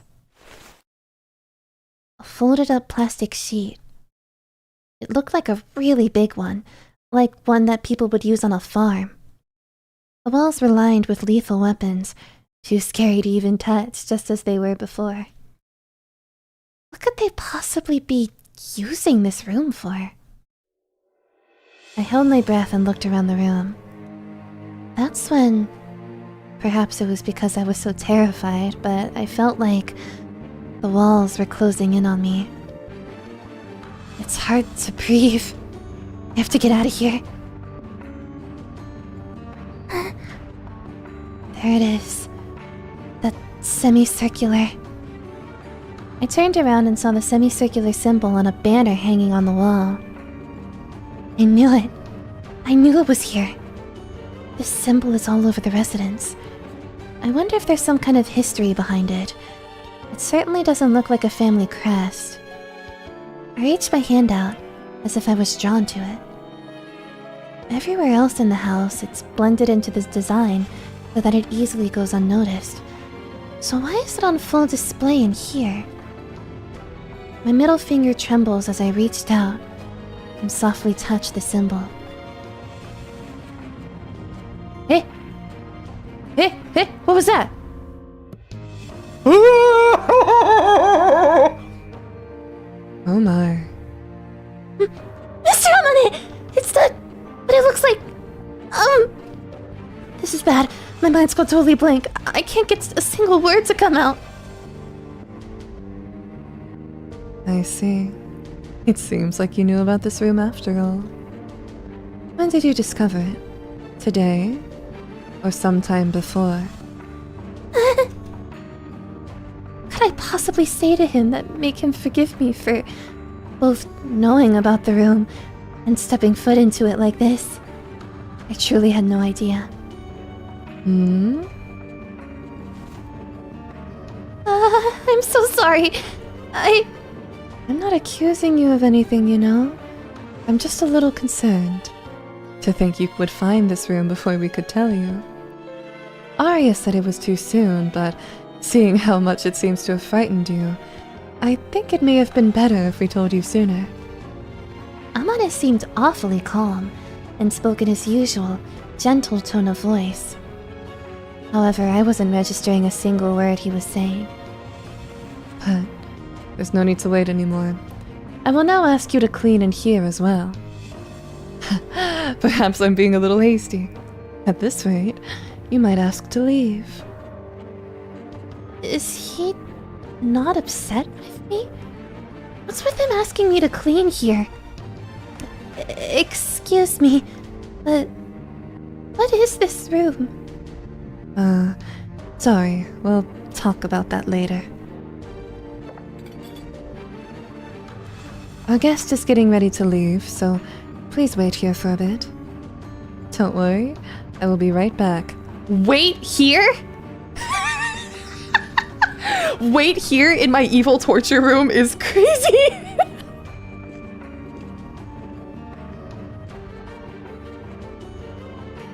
Amane grabbed something off the shelf, and with that, dashed out of the room. I was so tense and nervous that at some point, my entire body had gone completely numb, but I was gradually starting to get some feeling back now. He was smiling. Seeing him calm and composed like that, maybe I wasn't in any particular danger.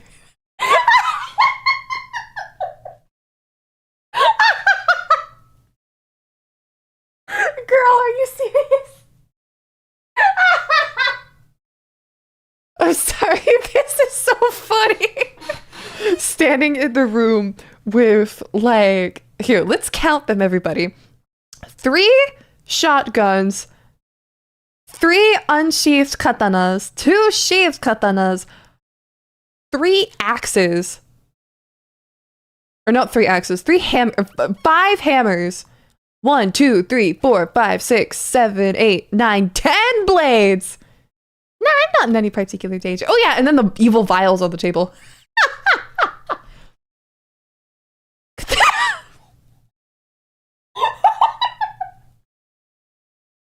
Could this room really just be for storage? Girl. What he said about Miss Arya saying it was too soon, I don't get it. What was he talking about? Girl. She is not real. This is so funny.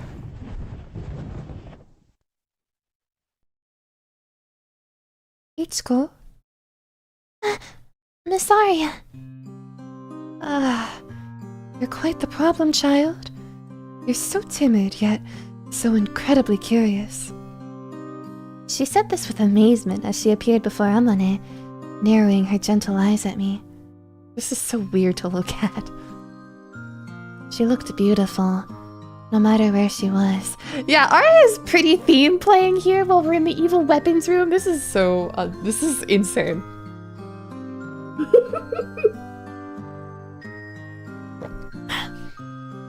With that smile of hers, I could accept anything she had to say. Which is exactly why I can't let myself be deceived.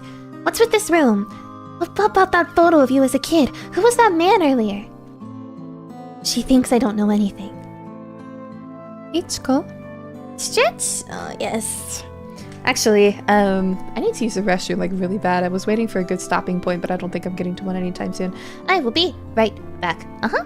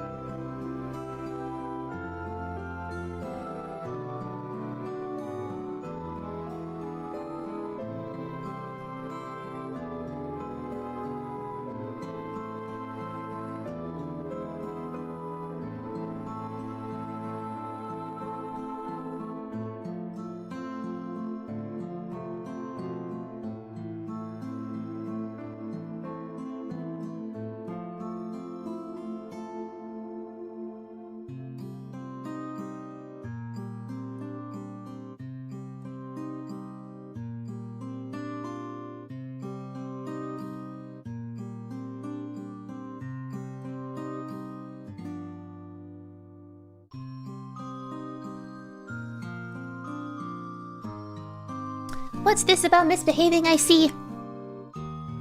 Alright. Yosh, ikuzo. Ichiko? I'm sorry. I don't know what's going on. With this room, with you. I don't understand any of it. What is with this house? What's going on here?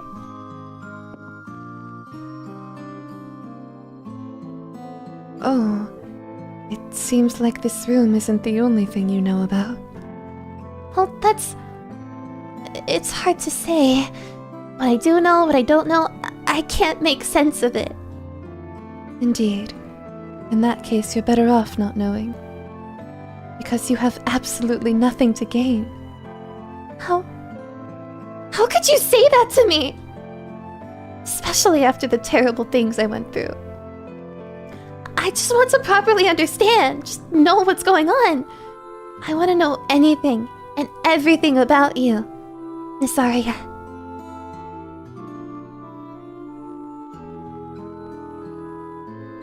I see. I'm glad to hear that. I guess it's not too late for you to find out.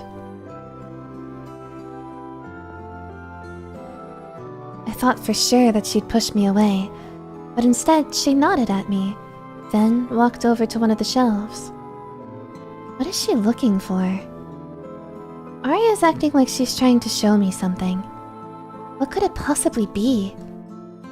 If I'd known what I was about to see, my cowardly self would have never in a million years said that I wanted to know more about her. Hey, Ichiko. Aria turned to face me, grasping a knife. What? Miss Aria, why? What are you? Listen to me. I won't blame you. Even if an autumn spent together with you never comes for me. No! Miss Aria! I instantly stretched my arm out, but I couldn't reach her. Aria rolled up her sleeve to expose her arm, and without even the slightest bit of hesitation, plunged the knife into it. Oh my god. She cut a straight line from her wrist up to her elbow.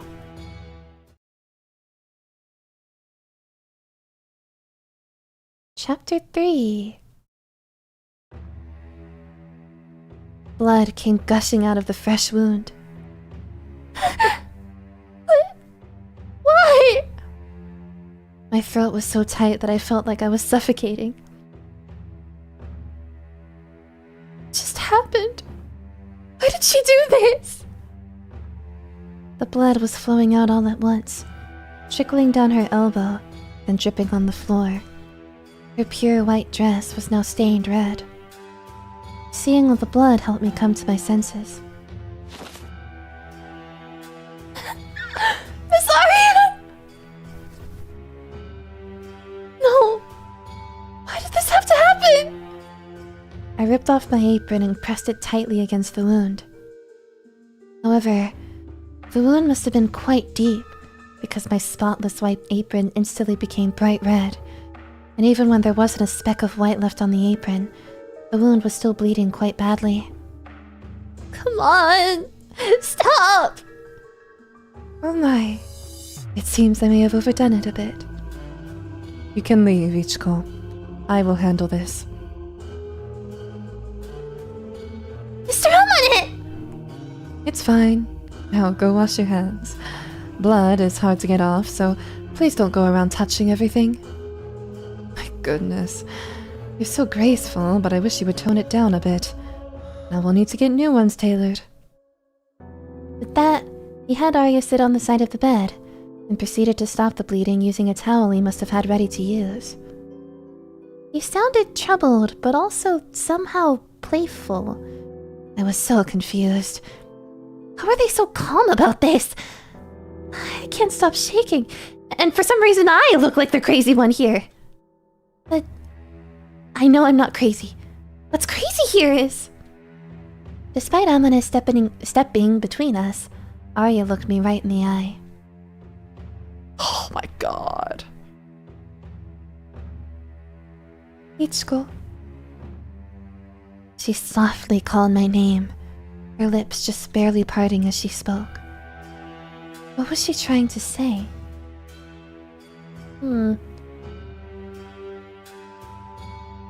Sorry. It's a stretch. I'm thinking about the, Can y'all see my mouse? I don't think you can. Hold on, let me turn on my cursor for a second. But like, do y'all see this part of her dress? So I was wondering for a little bit if Aria herself was supposed to be what this crest was representing. I was kind of looking at them back and forth, trying to compare. The V shape is similar, isn't it? Like this V and this V. Nothing else really is though, so that's why I'm kind of like, eh. What was she trying to say? My throat was so tense that I let out a weird squealing sound. Bath. Huh? I'd like to have a bath once this stops bleeding. Could you get it ready for me? Nah, I'm not seeing it. Yeah, it's a stretch. Please make it nice and hot. Bleeding makes your body temperature drop, so I'm getting cold. I was at a complete and total loss for words. What in the world is she talking about? I couldn't make sense of anything that was happening around me, and my mind just went blank. All I could do was listlessly look down at my hands. My fingertips were wet, and my palms were dry in various places. The clothes hanging there will get dirty if I head out into the dressing room. Hmm? Oh, please go out this way. This side is connected to my room. I nodded, then stepped out of the room with my head still spinning.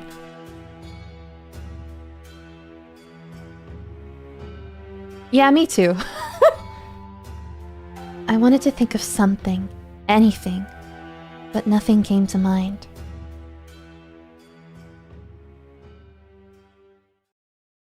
Clones. I'm positive. She's saying I can't spend autumn with you because you know who's gonna spend autumn with us? Her clone. It's cool in here. Walking into the bathroom, I could feel my face start to cool down. My forehead was drenched in sweat. I should wash my hands. I turned on the faucet.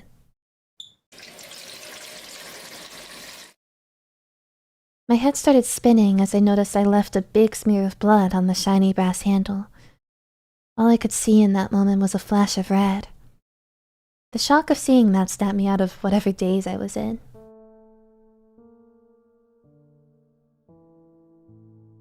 There.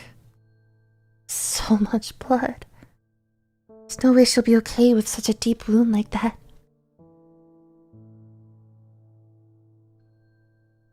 Listen to me. I won't blame you. Even if an autumn spent together with you never comes for me. That's what she said when she looked at me, grasping the knife. How did it come to this? Was it because I told her I wanted to know more? At this point, everything makes even less sense. What was she trying to tell me, pulling a stunt like that?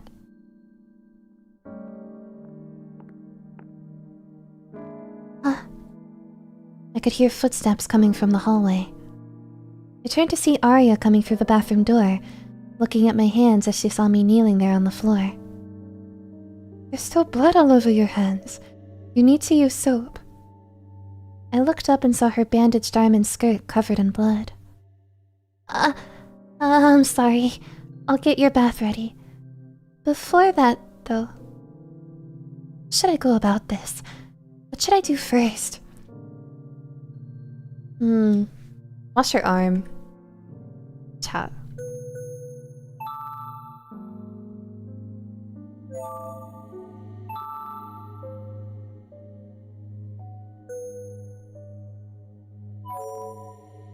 What I find even more disturbing is Arya seeming completely nonchalant about hurting herself. That does suck. Like, it's sad to look at, honestly. Wash her arm. Miss Aria, let's remove your bandage and clean up your arm. If you don't keep it clean, the bacteria will... I'm not sure that's a good idea. If we clean it now, it might start bleeding again. The wound is quite deep. Do you want to take a look at it? No, thank you! Sorry for saying something so stupid. I'm still just so confused by everything. That's okay. Hey, Ichiko, have you ever had a serious injury before? A serious injury? I guess a few times when I was little. One time I slammed my head into a corner of a desk and ended up getting stitches. But I couldn't see the wound myself since it was on my head, so I'm not used to seeing a fresh wound like that. The bandage was wrapped tightly around her skinny arm. A faint bloodstain was visible on the surface of the bandage. Your arm was perfect, beautiful, Not so much as a scratch on it, so why? I'll go ahead and get the bath warmed up. Is there anything else I can do while we wait? Anything else? I suppose there is. Will you listen to what I have to say? Of course I will. I quickly nodded, then Arya smiled at me as if she was a bit relieved.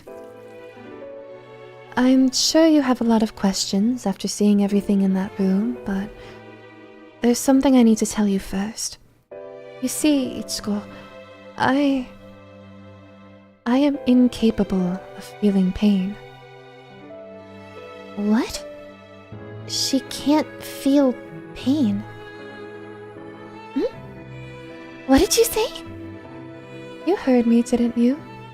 I told you, I'm incapable of feeling any pain, Which makes her the perfect subject to clone. She looked quite serious. I thought I must have misheard her, but I didn't imagine that. Seriously? It's not some sick joke? I mean, that is like a real condition. It's not totally out of the realm of possibility. Like, there are people who can't feel pain. Like, that's a real thing. And it causes a lot of trouble from what I hear, because, you know, pain is a sign that, you know, hey, something is wrong. So if you can't feel it, like, you can get totally fucked up in the future. Oh my. It seems like you don't believe me. I mean, come on, there's no way there's people out there who can't feel pain. There is, though, when one of them is right in front of you. How else do you think I can be so calm and collected despite all this? I'd gone silent without even realizing it. Real? I can't smell? Yeah, there are all sorts of people in the world. Looking back at what just happened, it's true that Arya didn't show even the slightest bit of hesitation before plunging the knife into her arm. She didn't writhe in pain, scream, or even change her expression. She just asked me to draw a bath for her. It really doesn't hurt at all? Even now? Not at all. You could stick your finger in the wound or twist my arm and I would be fine. Want to try? Now I'm thinking about her dislocated shoulder. 'Cause she... what was the exact description that she used?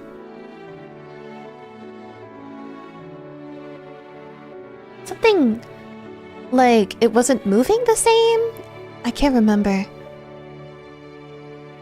But I mean, she probably wasn't bothered at all by it. She was like, oh yeah, for the last couple days it's been like this.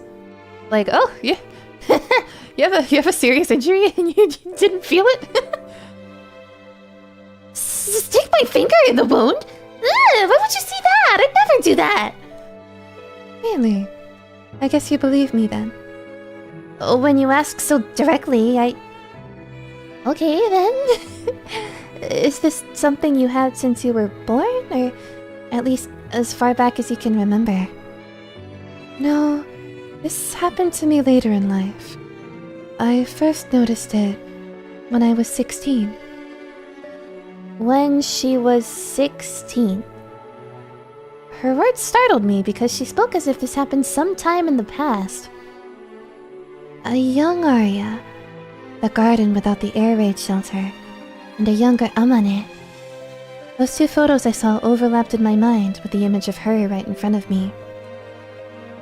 How many years ago was that? Oh then, it seems like that room wasn't the only thing you knew about.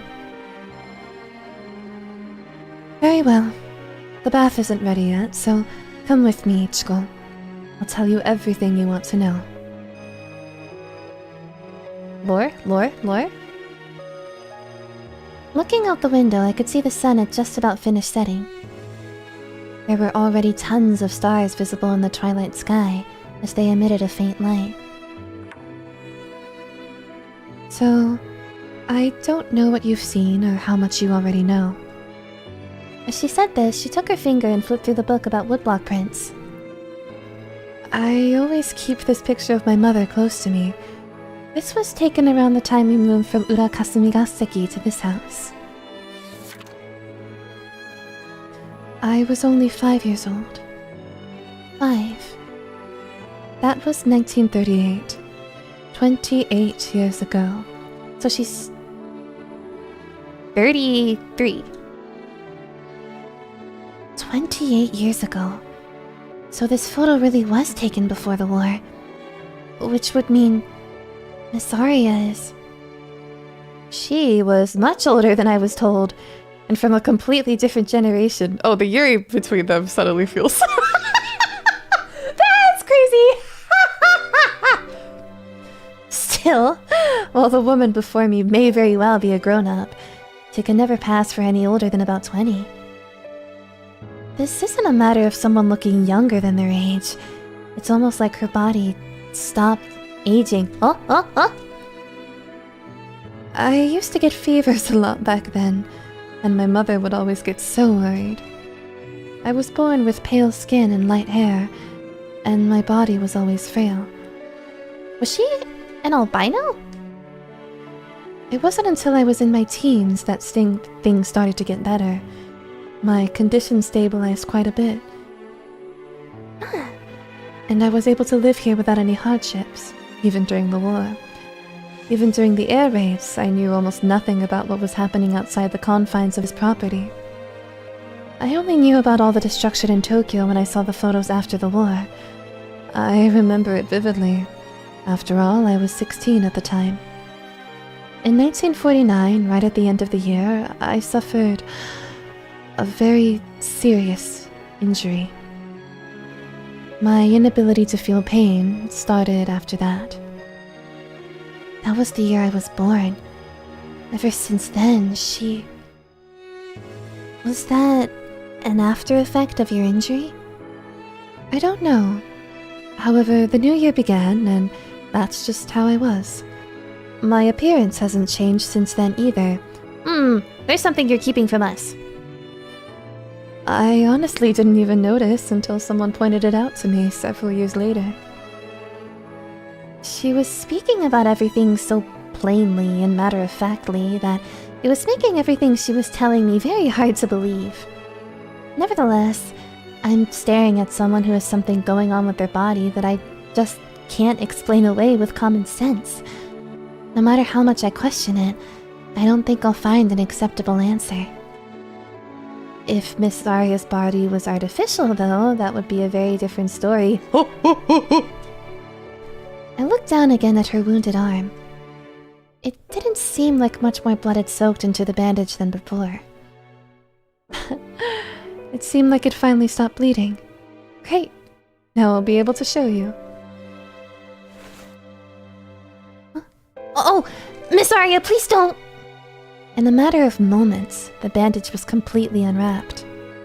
Despite my objections, she went to touch the wound, even with me reaching out to stop her. Wait, didn't she say it doesn't hurt if she touches it? No, even still! Why did you take off your bandages? Now you'll need new ones! Take a good look, Ichiko. I won't be needing new bandages. She wants me to look? But then what? I did as she asked and peered at the wound, terrified of what I might see. That's when... I immediately noticed something strange. Ain't no way. Is that... a scab? Despite how deep the wound was and how much she bled, it was no longer raw. Instead, there was a dry scab that had already formed on the raised skin. No way. It's already starting to heal? Even if there were only a light scrape, enough time has passed where there would still be stuff coming out of the wound. I cut myself so I could show this to you. You would never believe me if I just told you without any proof. Not feeling pain isn't the only thing going on with my body. After saying this, she continued to speak in the same matter-of-fact manner as before. The paper cut she had on her finger earlier was completely gone. She realized that it would be hard for her to die shortly after she noticed that she didn't feel pain anymore. Nobody would think that she's strong just by looking at her, but her injury healed abnormally fast. Even if she's seriously injured or breaks a bone, it only leaves her feeling under the weather for a little while, and in short order, is completely back to normal. She has this like magical healing power. Therefore, Her body parts are getting sold. And she's just like growing them back like a starfish. She lost so much blood. This is not normal. Aria Iwakura is a monster. These are the words that suddenly played in my mind as I looked over her while she slept. Her skin is white and cold. Oh, it looks like the scrapes she had on her knees from the fountain are totally gone. Even when she dislocated her arm, she didn't feel even the slightest bit of pain. I guess this really is how you are. Are you immortal? Like those characters in fairy tales? Just like some monster, right? But you know, if I amputated my arm or ripped out my internal organs, I'm pretty sure I would die. While I may not feel any pain from the injuries, I do feel them. I will definitely know when I'm near the end. While there are abnormalities, I still have a human body after all. Even if my aging may not be visible, I'm certain that I will die someday. Yes, I'm sure that when it's my time, death will come. It's like Arya was trying to tell me that she wasn't a monster. Almost like she knew what I was feeling in my heart. A human body. Her cheeks had gone pale without me even realizing it, but they suddenly stood out to me now. Miss Arya. When I gently pressed my hand against her skin, it felt awfully cold. She will know when she's near the end. Is her body temperature making her feel that way?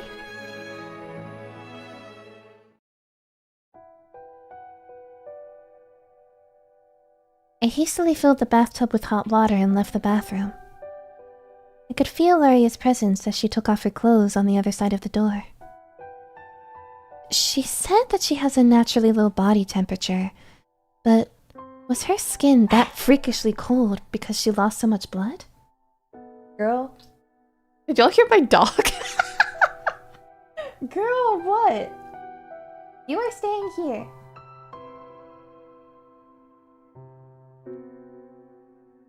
Quit staring at me. You're staying here. You're staying. Dog? Dog. Need to ignore her though, cause She wants to leave, and she can't. Mostly because she thinks that there are snacks downstairs, but there are none. So she can't get any, so she's staying here. There have been many days where her skin has felt deathly cold. Does that mean she sustained terrible injuries on those days? Just like she did today? Why? What is making her...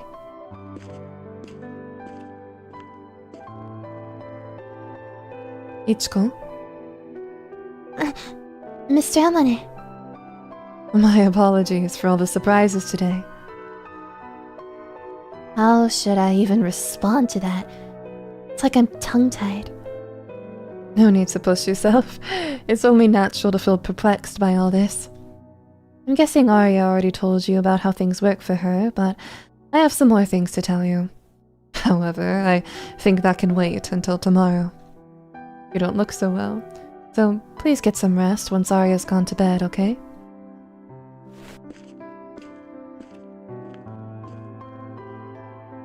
Amane gently patted me on the shoulder as if to reassure me, then returned to his bedroom. He must know everything about this. Maybe that's why he's being so calm. Still, being able to still be so calm after seeing that makes me feel like something's a little off about him, too. He closed the door, and with that, the hallway was completely silent once again. Seeing her like that, covered in blood, in the silence, a sudden surge of anxiety began to well up in my heart. Miss Arya? Don't startle me like that. You're alive! You heard me, right? If I was dead, who would you be talking to right now? I let out a huge sigh of relief upon hearing her exasperated reply. In that moment, I felt the tension in my body dissipate, and a wave of exhaustion wash over me. Feeling completely spent, I squatted down in front of the door and just spaced out as I stared at the wallpaper in front of me.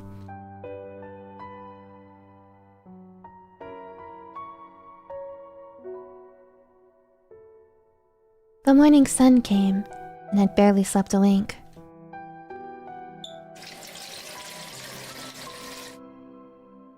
I can still feel that sensation. That unique, slimy feeling of blood. Early morning in the bathroom. The night passed, and as I began to regain my composure, the sensations left on my skin slowly began to make themselves apparent.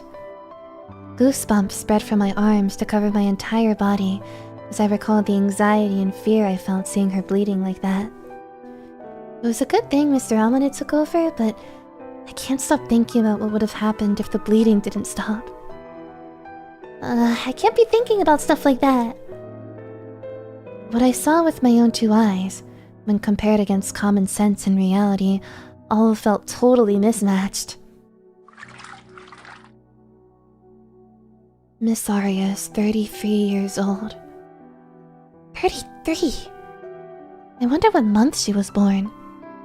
Not that any of that matters right now. I went into the changing room, then buried my face in a soft towel. That sense of comfort I felt in that moment made me feel sleepy, but looking down at my watch sitting on top of my clothes, I realized that there was no time to lie down. I let out a sigh and drooped my head. That's when I saw it. I happened to notice some red liquid dripping onto the floor. Is this blood? It's not dry. Why? Where did this come from? Some of my inner thigh. Oh, you have to be kidding me. At a time like this? Now what? I didn't have one for a while, so I totally forgot about it. I don't even have anything with me. This is awful. Poor thing. Oh, you're up already, Ichiko. Miss Aria! Don't worry, I didn't see anything. I'll come back later. No, wait! Oh, well... She was staring at me as I stood there mumbling. Her gaze shifted towards the floor, as if something caught her eye.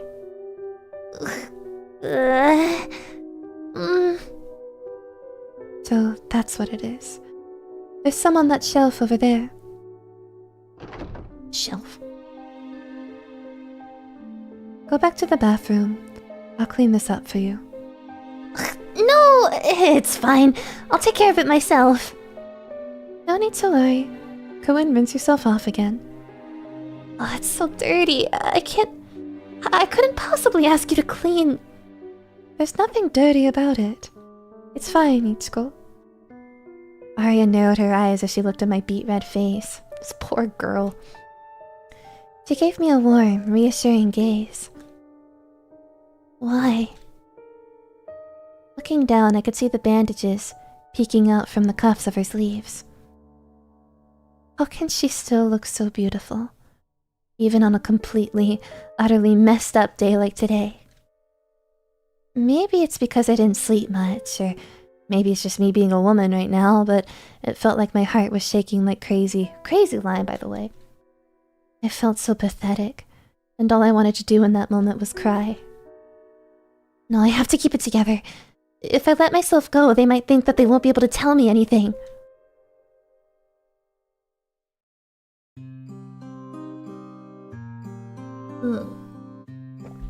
I'm trying... I know y'all are gonna think I'm insane for this, but I'm trying to think of the plot relevance of Ichiko getting her period. Like... I mean, it is interesting that Ichiko said she didn't get one for a while. Like...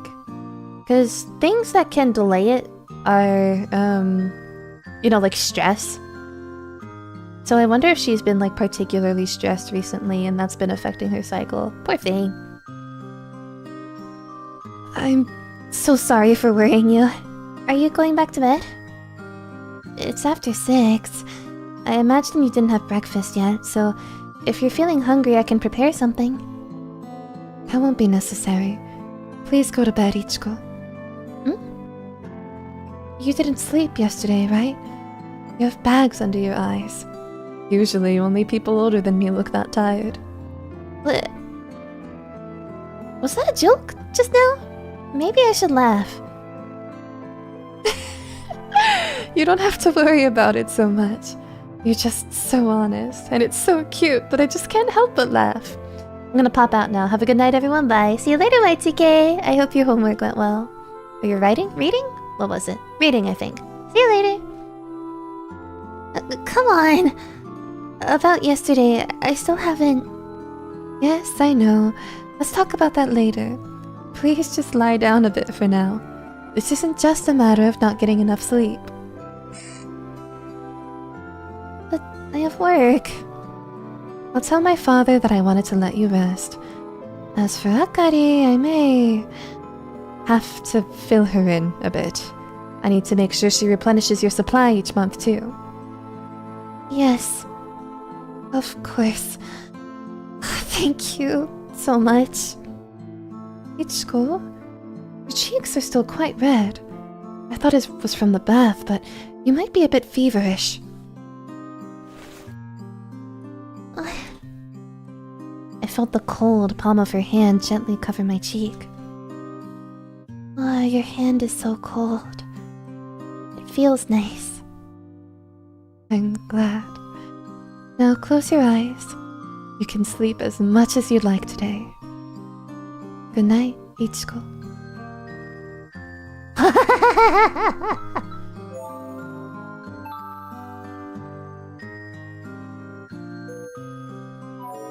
Please stay with me. Miss Aria, would it be possible for you to stay with me? Just for a bit? Are you feeling lonely? That's not exactly it, but... Would you like me to make you feel even better? In that case, I will try to cool down your neck, too. My hands may not stay cold very long with your body heat, though.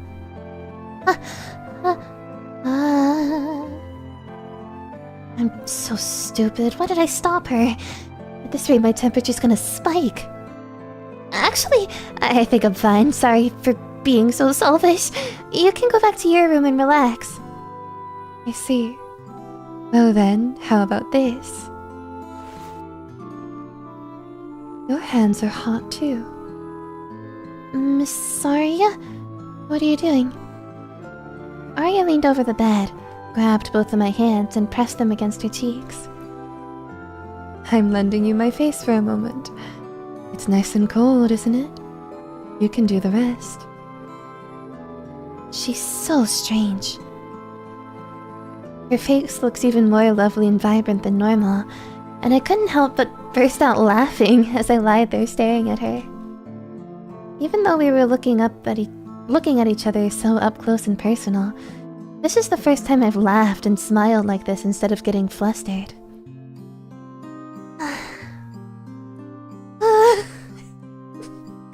I'm sorry. It's okay. You look pretty sleepy now. Put your hands down and close your eyes.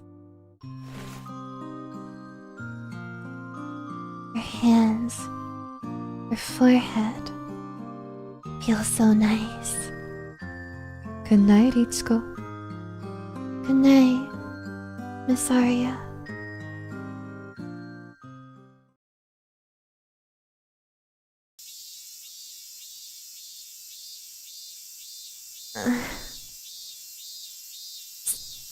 So hot. Something smells delicious. Hang on. The room's all orange.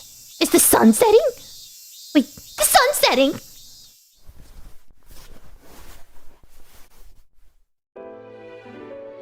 Good morning, Ichiko.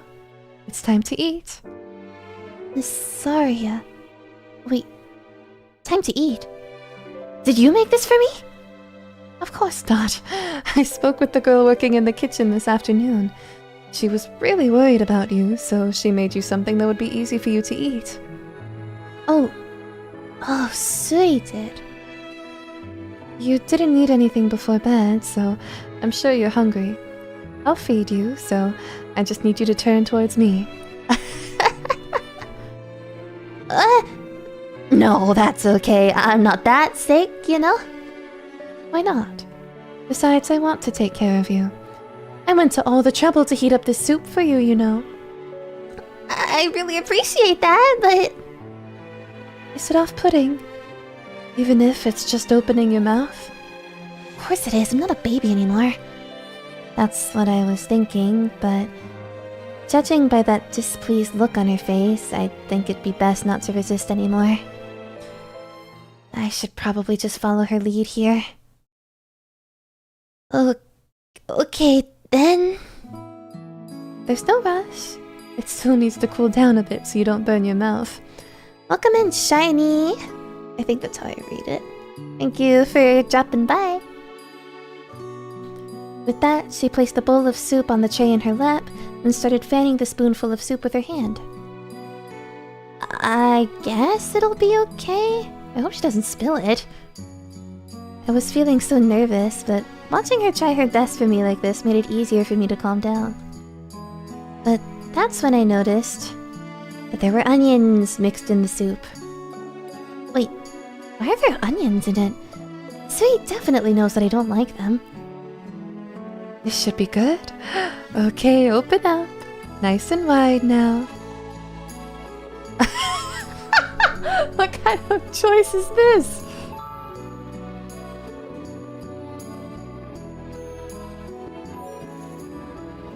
We'll take it.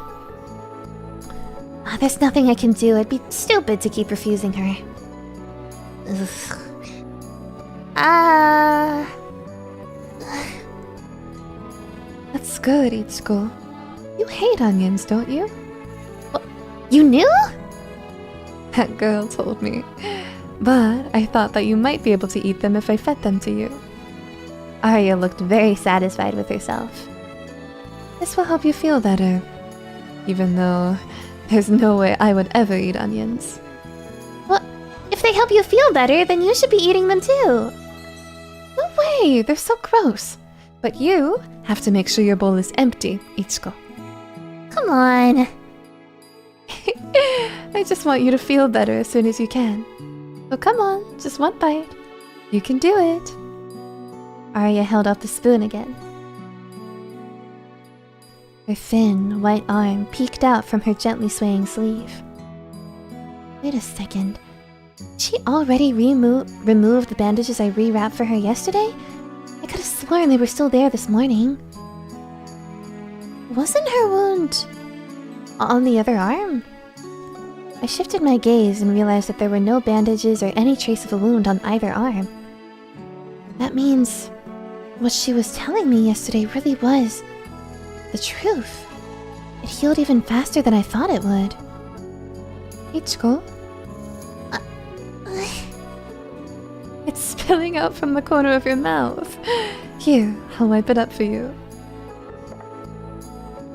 Arya stopped me as I tried to wipe my mouth with the back of my hand, then put the bowl back on the tray. That was when... Is she gonna lick it or something?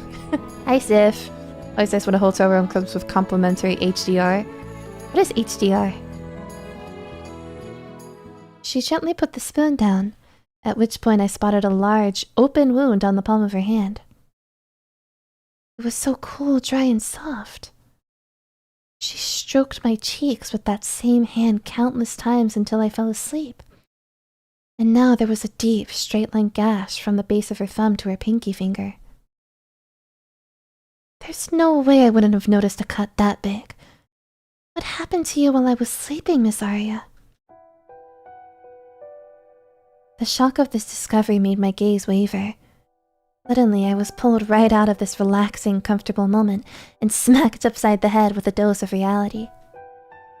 Relax. Don't move. She softly wiped the corner of my mouth with a handkerchief.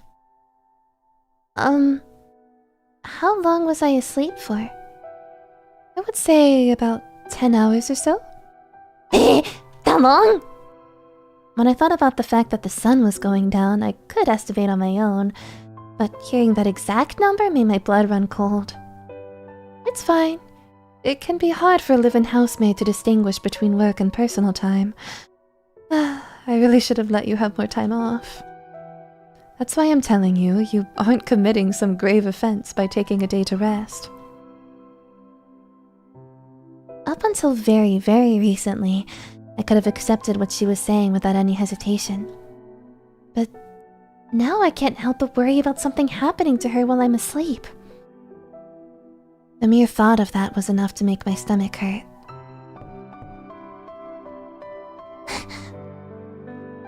Father?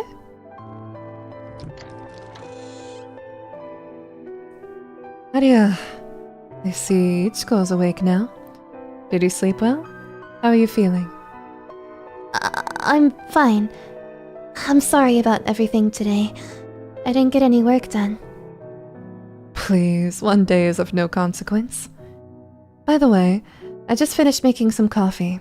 If you're feeling up for it, how about joining me downstairs for some sweets? I'll even make you two a sweet café au lait. How about it, Ichiko? Is that okay? I turned and nodded to Arya, who was looking at me for an answer. I'm sure he wants to continue the conversation from yesterday. He did say as much, after all. We can eat later.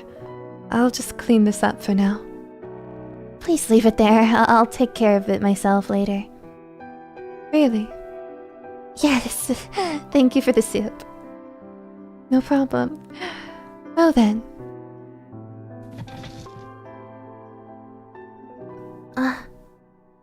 My eyes did not deceive me. When Arya stood up, I could see the cut on her hand as clear as day.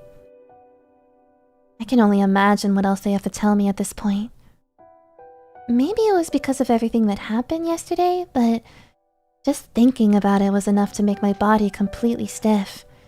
Even the tiny veins in my fingertips started throbbing. Trying to do anything I could to suppress this extremely unpleasant feeling, I tightly grabbed the sheets around my thighs.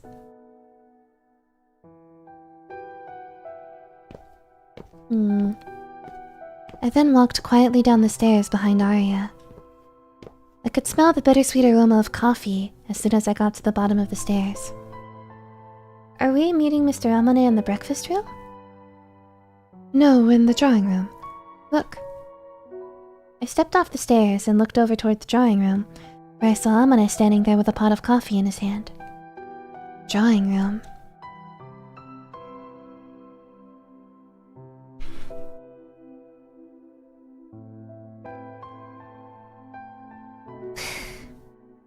My legs were trembling and could barely move as I recalled the blood-stained events of yesterday night. That was what set everything that happened yesterday in motion. That's why I went into that room, too. Ichiko? I felt a massive wave of nausea come on. My head was pounding. I didn't want to hear anything about this. Hey.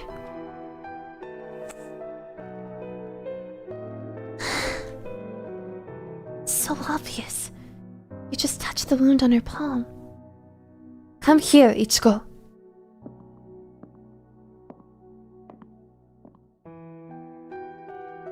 That was an awful reaction on my part.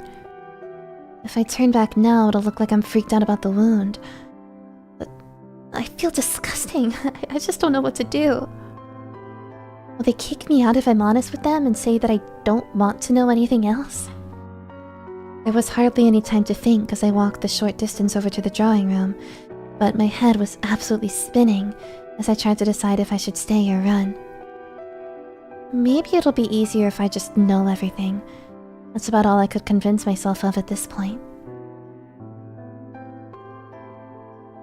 There you are. Come, have a seat. Okay. Excuse me. I put quite a bit of sugar in it, so it should be pretty sweet. Let me know what you think. I hope you like it. The ice in the cup rattled as the milk was mixed with the coffee. I saw it all from that window. Looking around the room triggered the awful visions of what I saw go down in here yesterday. My eyes started twitching like crazy, so I averted my gaze. That was when I noticed a handkerchief left on the table. A silver blade with a thin handle was visible through the gaps in the folds. Is this? I very nervously unfolded the handkerchief. That was when I heard the sound of the blade wrapped up in it scraping against the fabric. The blood that was soaked into it had already dried up and changed color. Did you cut your hand with this? I did. Why? Why would you do that? I suppose you would like to know. How should I go about explaining this? Amane looked rather calm as he muttered to himself. It seemed like he was giving it some serious thought as he poured some coffee and took a sip. He then nodded, as if to signify that the coffee tasted just right. He then raised his head to look at me and began to speak. You see, Arya is God. Eh? Wait. Somebody in Twitch chat did have that theory that, like, Arya's whole thing was like a cult. Huh? She's God? She's God. Like God? I don't understand. Was I hearing things? Maybe they're teasing me. I couldn't understand what he was getting at. So, without even realizing it, I looked over at Arya. Kylie. Yeah, Kylie! Bro, you clocked it. However, she didn't return the glance. She said nothing, and instead just held her glass of café au lait with a straw in her mouth. I guess a more accurate statement would be that she's the closest living being to a god. What's with this ugly ass? What the hell? Why does it look like that? It's so ugly and it just took over her whole fucking face. Oh my god. Fuck, I guess I forgot to change that. The worst possible timing. Thanks, Sif. Praise the new Lord. I'll change that later. Sorry, y'all. It had the fuck ass sound too, Jesus. Sorry. Okay, back into it. I guess a more accurate statement would be that she's the closest living being to a god. I watched her throat move as she enjoyed her drink. When humans are born, we all look just like the primates we evolved from, do we not? Arya, however, was different. From the moment she was born, she was just so beautiful. Her nose was without flaw, her eyes big and bright. When our founder first laid eyes on her, he proclaimed that she was a child of God. From that day on, Arya became a symbol of our faith for the other believers. What in the world is he going on about? Wait, you know what else I'm thinking about now? Didn't Arya call all the dresses that she received offerings? Or something like that? I opened my mouth without even realizing it, and frantically tried to think of something to cover up what I just said. Excuse me. By founder, you mean? The founder of our sect. In other words, the founder of the religion my parents practiced. It's known as Tenkenkai, and we perform activities here in the residence based on its doctrine. A certain confidence and pride was radiating from Amane as he said those words. I didn't grow up with any religious upbringing, so maybe there's something I'm missing here, but I just couldn't understand the connection between their religion and the dagger. I was just more confused. Their religion? Tengenkai? Could it be that the semicircular symbol I saw all over the residence has something to do with this Tengenkai? Oh my god, yeah, it's on the window too. You can literally see it right now. Hey. Suddenly, a flash of mental clarity hit me as I came back to my senses a bit. Looking closely, I noticed that the same symbol was engraved on the dagger. So that means Miss Aria's getting hurt because she's participating in those activities? Not quite. Those aren't injuries.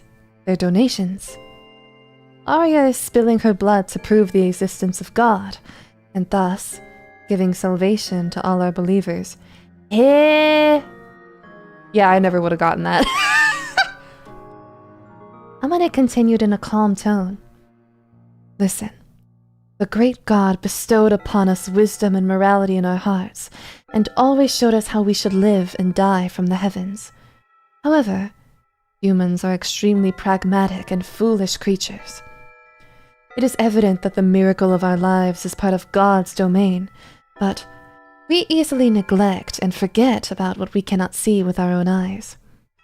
This is even more so in times of great misfortune. People start to believe that there is no God. But could they still think that after seeing Aria in the flesh? What would they think, witnessing a body bestowed upon her by God that cannot feel pain? To have the child of God right there before their eyes, spilling her blood, praying for them. Imagine how reassuring that would be for them. His gentle manner of speaking was actually quite pleasant, and words that up until now would have been impossible to comprehend were now smoothly flowing into my mind. I guess, I was not far thinking about a family crest with that symbol. And, I wasn't quite far off with that. I was like, yeah, I mean, if it's not a family crest, then yeah, it makes sense. It's a religious symbol. Aria Iwakura is a child of God. Looking at her positively sublime beauty, the idea that she's not a monster actually made more sense. It was pretty strange that it took me this long to come to this conclusion. So we're just going with it? However, Aria only has one body, so she cannot always be physically present before her many followers. That's why she will occasionally share her hair and blood. So that means this wound was inflicted so she could bleed for this purpose? That's right. Even a drop of her blood on their belongings is an incredible source of emotional support for them. When a believer gives birth, a special baptism is held for the baby. We also do almsgiving for those who are suffering and in pain. The scars on Aria's body indicate that someone was saved that day. That being said, it doesn't seem like there are many left at this point. Following his gaze, I noticed that the scabs that had already formed on her palms were beginning to fall off, and the skin beneath was already regrowing. So maybe they're just pumping her full of chemicals so she can, keep alive like this. Wow, it's almost fully healed. Today we performed a pain-sharing ceremony. Aria takes on their pain by cutting her own skin, or allowing others to cut it themselves. She allows them to cut. It's a matter of the senses. Some people feel better by just watching, while others feel better by getting more hands-on. The way the ceremony goes is entirely dependent on which of the 5 senses is the strongest for each believer. That room upstairs is where we make our amulets. I work in that room several times a month, so that I can share my body with those believers who cannot be present here. The more I heard of this, the more it sounded like something from another world. This is insane. I knew it felt like I was in another world when I first came to this house, but I never imagined that there would be another world within that world. Even then. So if all of those weapons are for like, I guess, splitting off part of Arya, even then, what do we need all the fucking guns for? Like, the guns are crazy. Guns and hammers. Blades, sure. Guns? Like, mallets? The shotgun. Yeah! Even though I've been living and working under the same roof, where was I? And what in the world was I doing while Arya was performing these almsgivings? Was I sleeping? Was I busy cleaning? The guests! Are the guests who have been coming here all believers? Believers make up about 60% of our guests. What I told you about them when you first arrived was not a lie. Many of the folks who come here are my acquaintances and business partners. Do you now understand why I have these wounds? Or are you still not convinced? It's not a matter of being convinced or not. It's just so many things I never considered before, so I don't even know what to say. But what I do know is that you're doing something incredible, Miss Arya. Ichiko. Understanding that is all I could ask of you. As people, our instinct is to fear that which we do not understand. We do not deny that fear. Which is why I've kept quiet about this until now. If you were going to work here long term, I would eventually need to tell you, but I did not want to cause you unnecessary anguish. That is also the reason why the Tenkenkai does not perform its activities in the public eye. Unlike other religions, what happens here is no mere consolation. There is only one child of God who has been sent down to earth from the heavens, and that is none other than Arya IWAKURA. That is the answer to everything.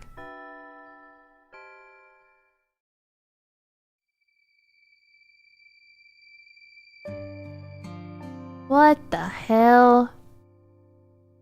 Those could very well be from the lore. Oh, the guns? Yeah, that makes sense. This is a lot.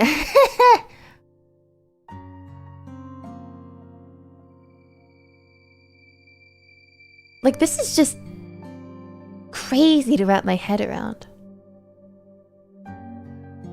A religion? Whoosh. Yeah.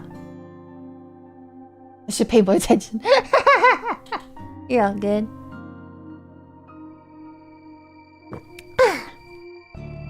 I'm still processing. Me too. Alright. We'll come to a good stopping point soonish and then I'll call it. I'm running out of water, so I think that's a good, like, you know, timer. Plus I have to go to bed early tonight. I have an early morning tomorrow. Since Sam and I had gone out and Arya went to bed early, I found myself sitting in front of the Dahlia painting I was working on. A child of God. Thinking back over my time in the residence, there were many times where I felt that something was off or just plain eerie. That's right, there were those bloody sheets in the trash. I guess that wasn't a dead animal after all. It was Miss Arya's blood. I guess all of these were different entrances into this other world I found myself in. Another one of those was, without a doubt, the hidden room. Oh, I gotta hydrate. I will drink up.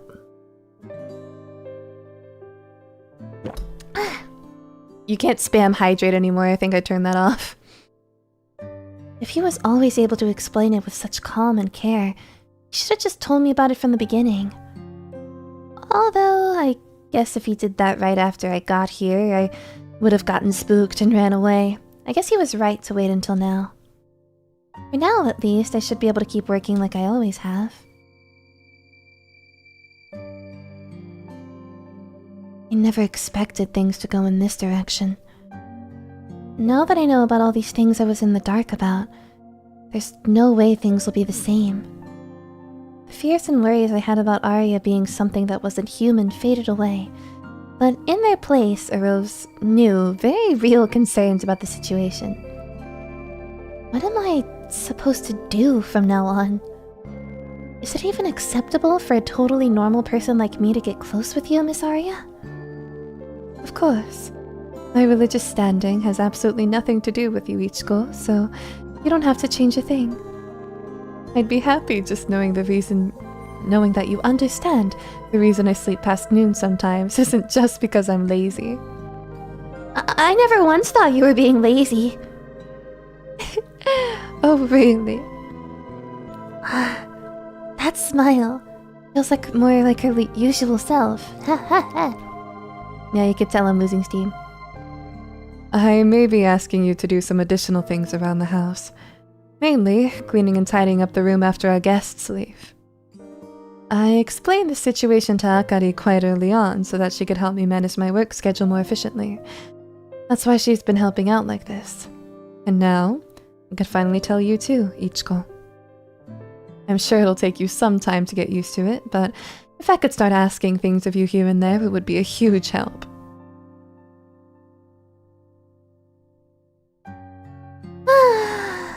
I took a deep breath.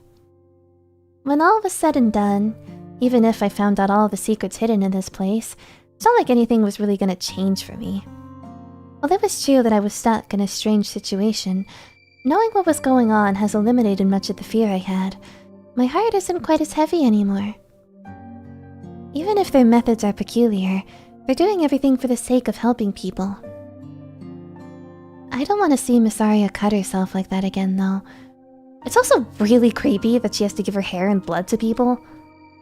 There's no doubt in my mind that Miss Aria has some kind of special power, so it's no surprise that people are drawn to that.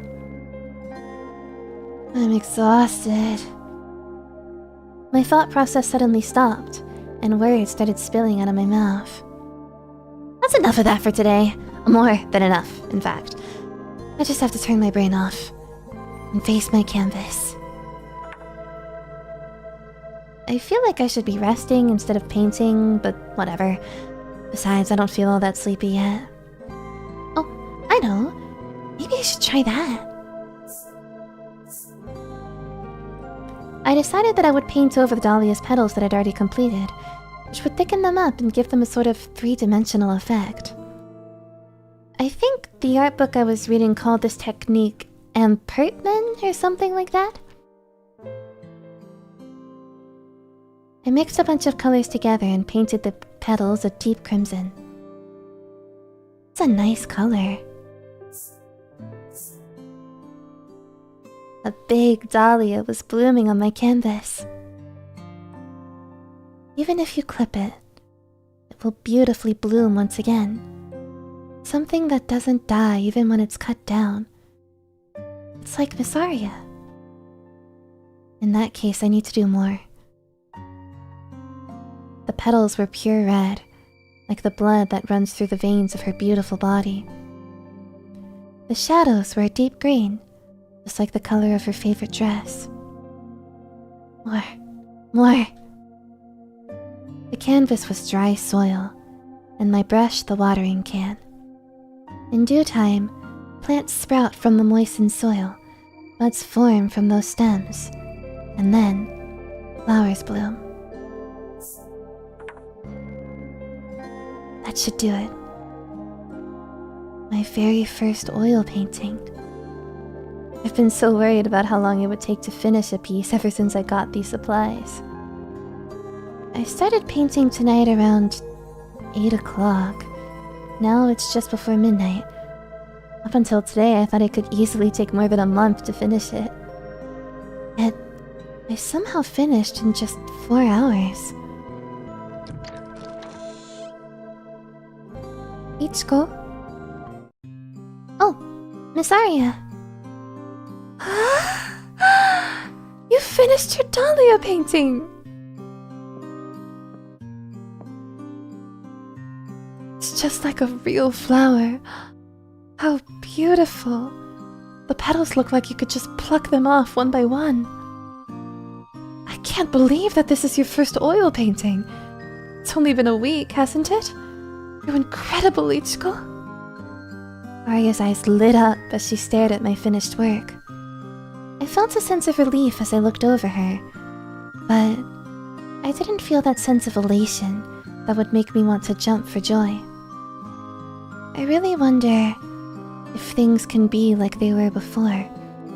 Will I be able to talk to her like I did before I knew anything about what was going on? My image of the girl who made soup for me and waited by my side until I woke up felt so far away, like it was about to disappear. Why am I feeling like this? I should be relieved now that I know everything that's going on. I'll need to order a frame for this. Wonder where I should hang it. The cut on her palm is completely wrong. Gone. Were you curious about the wound? I read that comment from person like I read that wrong. I don't know what you read wrong, but I read them both at the same time and mixed them up. It's fine. It's all healed up now. She had her palms and arms on full display before me. I couldn't find a single trace of a wound. Even a really deep wound like that will completely heal in a day. Beautiful, isn't it? Yes, it really is. There's not even a trace of any scars. It's almost like it was all a dream. Oh my. I showed you because you wanted to know everything, but it's unfortunate that it was all just a dream for you. Hey, do you have a knife or scissors handy? I'm happy to show you again that it's all very real. Please knock it off. It's not a dream. Not a single thing about it is a dream. Really? That's fine, as long as you're being honest. Seeing blood really that scary for you? It's not that I'm scared, it just looks so painful. It really doesn't hurt at all? Nope, not in the slightest. What about your other senses? Do you feel hot and cold? I have my sense of touch, so I can feel temperature. For example, if I take your hand, I can feel your soft, smooth skin and your body temperature, which feels like a candle wick. Pain just doesn't exist for me. Strange, isn't it? Arya tightly grasped both of my hands as she said this, almost as if she was playing with them. Her long thumbs touched the back of my hands, and her pink, transparent nails. Her hands are so special, cold and white. I wonder if it's even okay for me to touch them.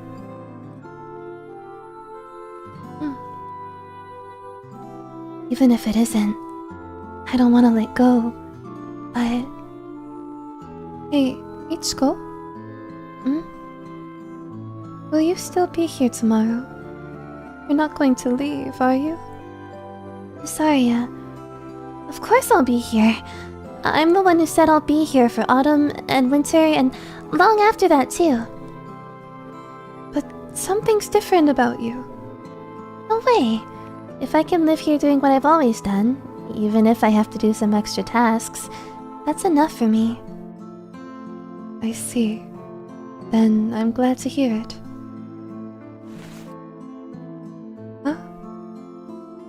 I let that slip as I felt her let go of my hands. What is it? It's nothing. I see. I'll be going back to bed then. It really is a wonderful painting. Maybe I'll hang it in the dressing room.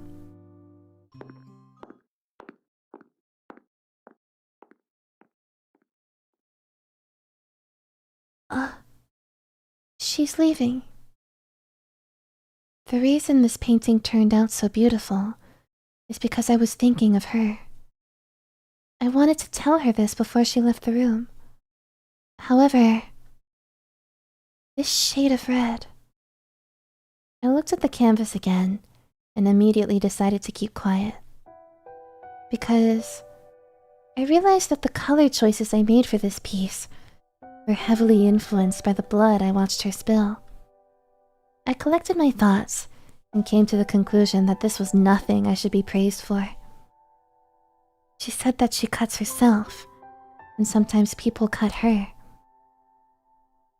The moment I muttered those words, the image of one of their believers, The man rubbing his face against Arya's leg flashed in my mind. I finally forgot about that! Why am I remembering this again? Without even realizing it, I was scratching my head like crazy. Arya did say that some people feel better by just watching, while others feel better by getting more hands-on.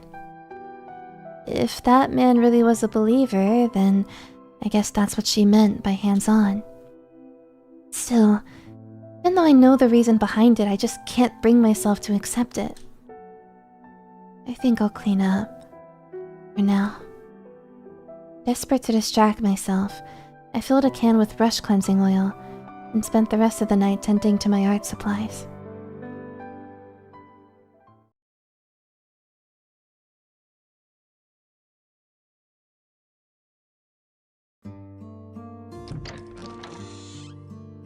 Wow! Alright, I think I'm gonna call it here. And something, I know y'all say like auditory flashbang or whatever. Yeah, worry not. This one is real. Thank you everybody for joining me for 3 hours of IWAKURA ARIA. We got crazy lore dropped. Lamau. Genuinely, my goodness gracious. Woohoo! Thank you so much for streaming. Thank you so much for watching. Thanks for the stream. Thank you for watching. All of y'all's comments is so sweet. Alright. Well, thank you for stream. Thank you. Alright. Well. Wow. Yeah, tomorrow is Sunday. At some point tomorrow, I will be over on Noah's channel streaming Your Turn to Die, so make sure you go catch that. It'll be a fun time, so I hope you all enjoy it. Noah, yeah! We finally found the time to get back together. Alright, well, everybody, thank you so much for sticking around for 3 hours of IWAKURA ARIA. I don't have too much to say, but yes, come to the stream tomorrow, it'll be fun. Thank you all for having patience with me and my voice and my health and yada yada.